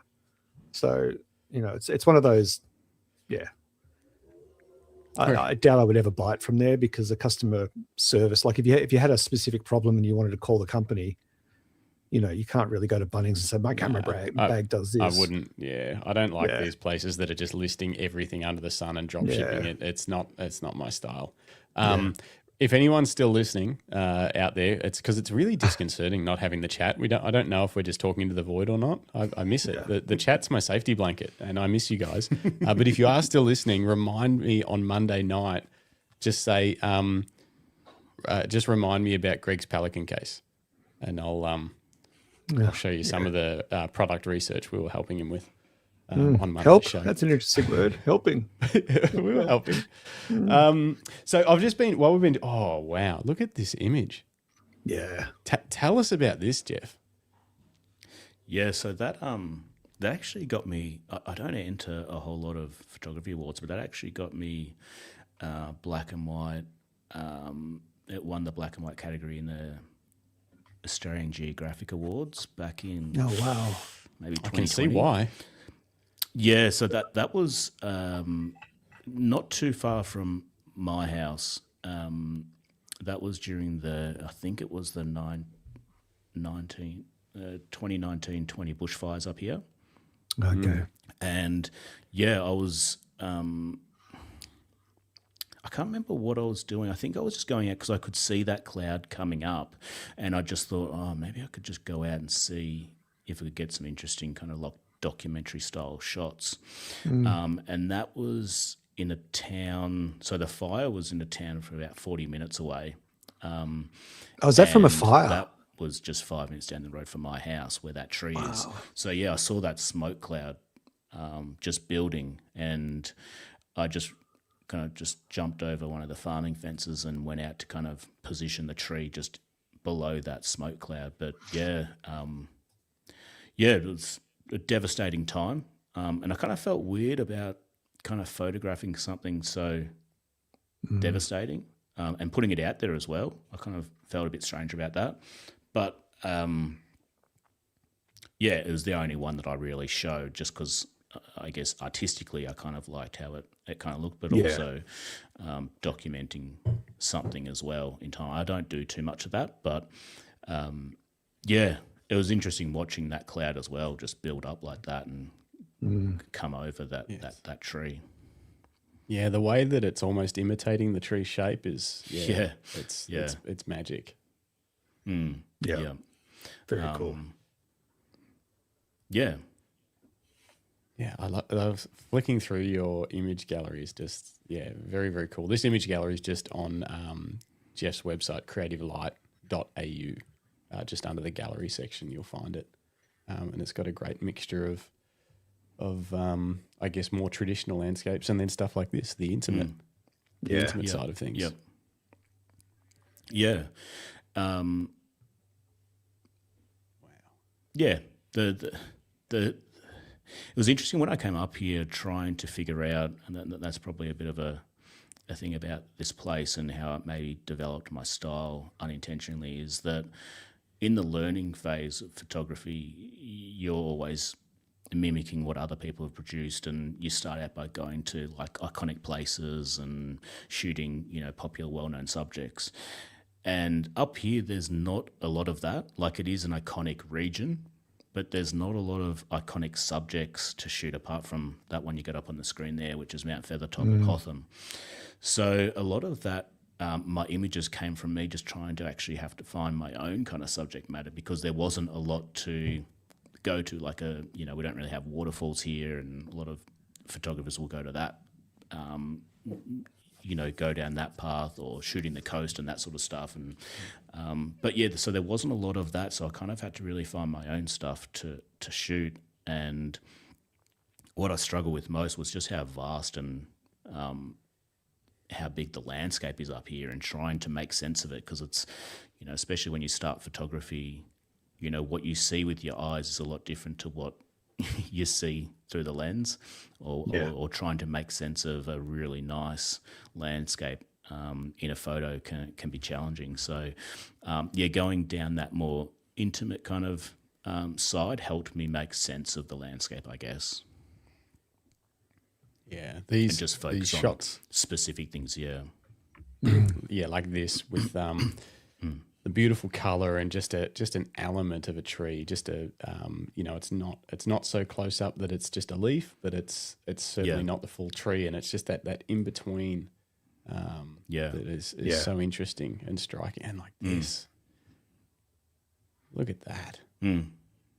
Yeah, so the snow gums are a big thing. That they were kind of like my first kind of project, a kind of personal project that I challenged myself with. They're kind of iconic to the high country. They grow in just like the Alpine kind of areas. And yeah, they're very difficult. They can be very challenging to shoot because they're only found in very like densely, like kind of busy, chaotic areas, real dense bushland. And the colours actually change. A lot of people don't know that the colours are only like that for a specific season, so they don't look like that all year round. They're actually quite ugly looking, like most of the year. They're just kind of dull and just have like a real greyish kind of colour. But yeah, when they get wet and the bark starts to strip off during like the cooler months, you can get these really amazing kind of streaks of colour through them. And the way that they've kind of been shaped through the years,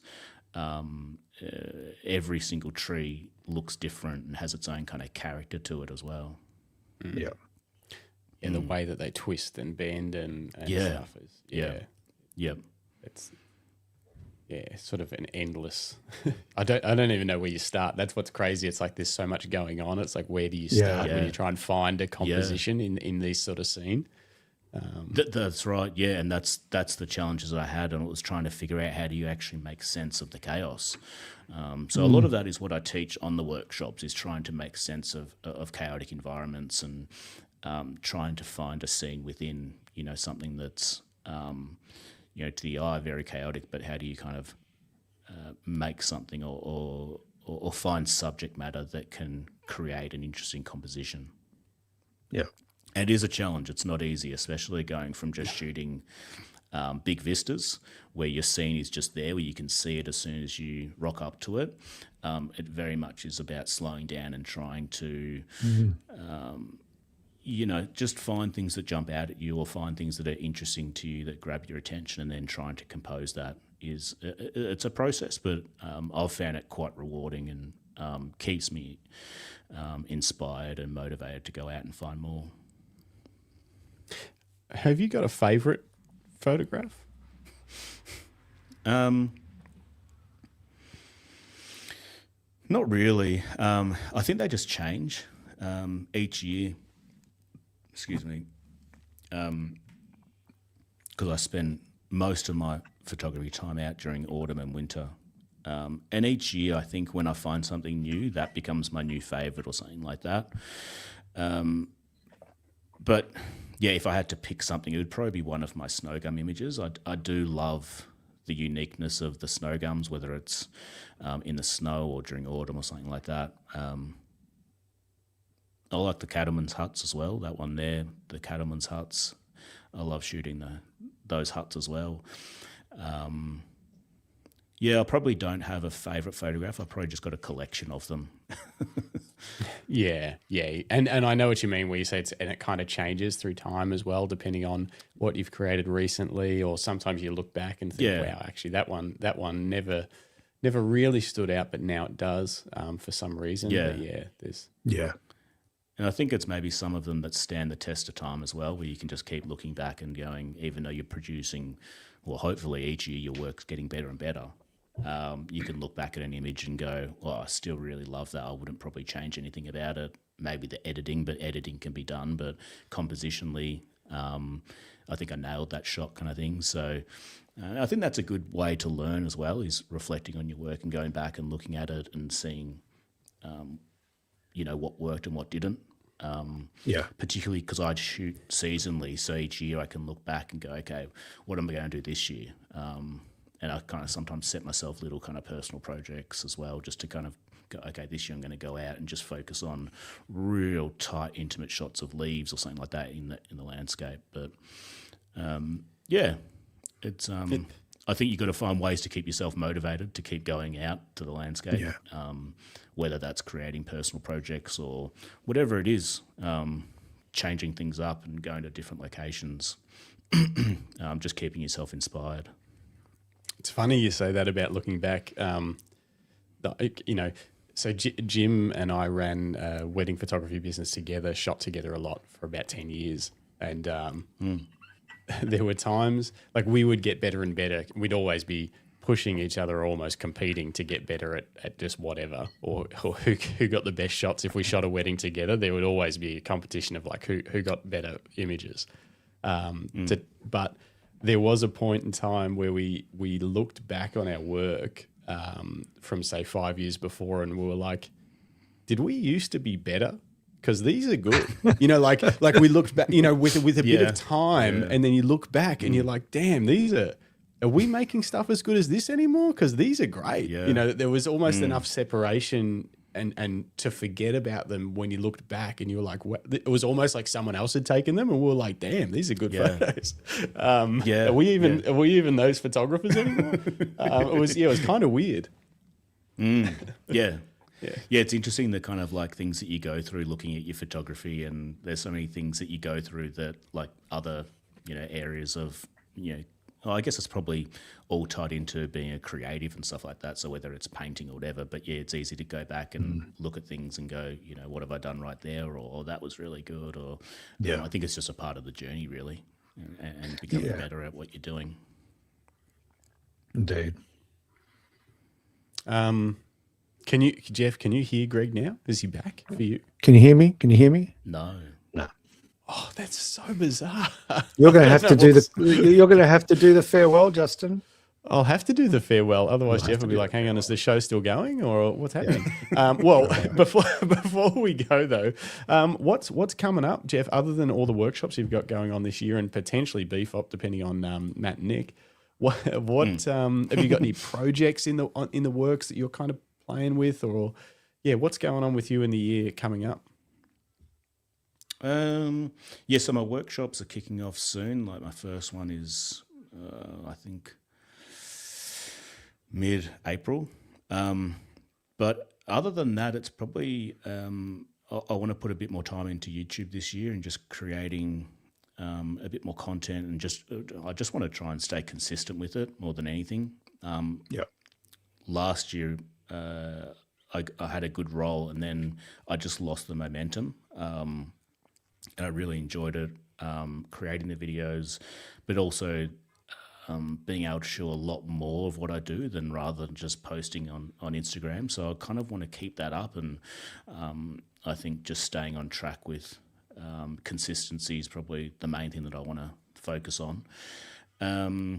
But other than that, no, it's just workshops, and the kids take up a lot of my time, so there's not a lot of other time that kind of seeps in. So it's just family and workshops, I guess. So, I think once the season kind of rolls around, like autumn's getting closer, and with winter as well, each year I try and think about something, like not just creating the same content or the same images, I guess, because I'm shooting the same area each year. I try to really focus on trying to create new stuff that I haven't done before, just pushing myself to do something else. So, yeah, especially in winter this year, I'm keen to get out because I've explored a lot of the Alpine region, which is quite easy, like walking distance from the road. You don't have to go too far to really find amazing shots. But now I've got some snowshoes. I'm keen to go further out and find a whole lot more different scenes as well this year. So I'm keen to get the snowshoes on, go exploring. Oh, that's awesome. That'll be an adventure. You'll definitely have to get a bit of footage of that so we can check it out on YouTube. Yeah. And you snowshoeing around in the high country during winter. Yeah. That'd be unreal. Yeah. Yeah. Falling over and Like a turtle with your legs lepers. there. Like, Yeah. help. That's awesome. All right. I think we should probably call it. It's been over 2 hours. We've stolen enough of your time today, Jeff. But thank you. Thanks for joining us. That was an awesome it's been chat. great. Yeah. I Love what you guys are doing. It's you're doing a great thing for the community, and I didn't really know about you guys until BFOP. So I think there's a lot of people that have come into BFOP that you've slotted in really well. But I love the content. And before we came on, I was saying to Greg, I wish I had more time to watch more of the shows. It's just find the time. But I'm interested in watching. Trying to watch a few more. But it's a great thing for the community. Oh, Thanks. Well, you can always track our episodes down after the fact on Spotify or Apple Podcasts and just throw them in as audio when you're driving around or wandering around or whatever. So that goes for you guys if you're listening. If you can't keep up with the live shows on YouTube, you can always just listen back later on audio. Or if you get YouTube Premium, which is what I pay for, you get no ads ever on YouTube, which is amazing. And you can also download and listen to episodes just like they're a podcast, but on YouTube, which I find way easier. I use it for all my podcasts now. But what else was I going to say? Something about BFOP? No. YouTube? No. Oh, I love that the story about your moving and minimalism sparking a move and stuff like that. That was very, very interesting. So thank you. Yeah. I do appreciate it. Yeah. No, I was glad you got something. Yeah, it was very interesting to hear. It's one of those things that, we all fantasize about, just sort of picking up and changing a life and doing something completely different. It's really interesting to hear the story of someone that's actually done it and then turned it into an entirely new career and passion and hobby and everything. So that's pretty special. Hats off for sure. Yeah. Oh, glad I was able to share it with everyone. Oh, thank you. Now, this is the part of the show where we normally roll some music and read out all of the comments in the live chat. But because that didn't work, I guess I'll just roll the music and We'll say goodbye. Say see you later to everyone. Hopefully they could hear Greg, even though Jeff couldn't. Yeah, who knows? Who knows? You'll have to tell us in the comments. Could you hear Greg at the end of the show? Say something, Greg, for the people that may hear you. Can you hear me? Say a code word. People could just guess what he said. Jim's AI service. Comment below if you heard what Greg said. Tell us what it was, and then we'll know. All right. Thanks, Jeff. Thanks, Greg. Thanks, everyone that was listening and stuck with us, even though that our tech is not playing ball today. And we'll catch you on Monday night show with special guest co-host Aidan Williams and Aidan Williams. And next week for another great interview whose name eludes me. And other than that, onwards. Have a great day. Probably. See you guys. Be safe. Cheers.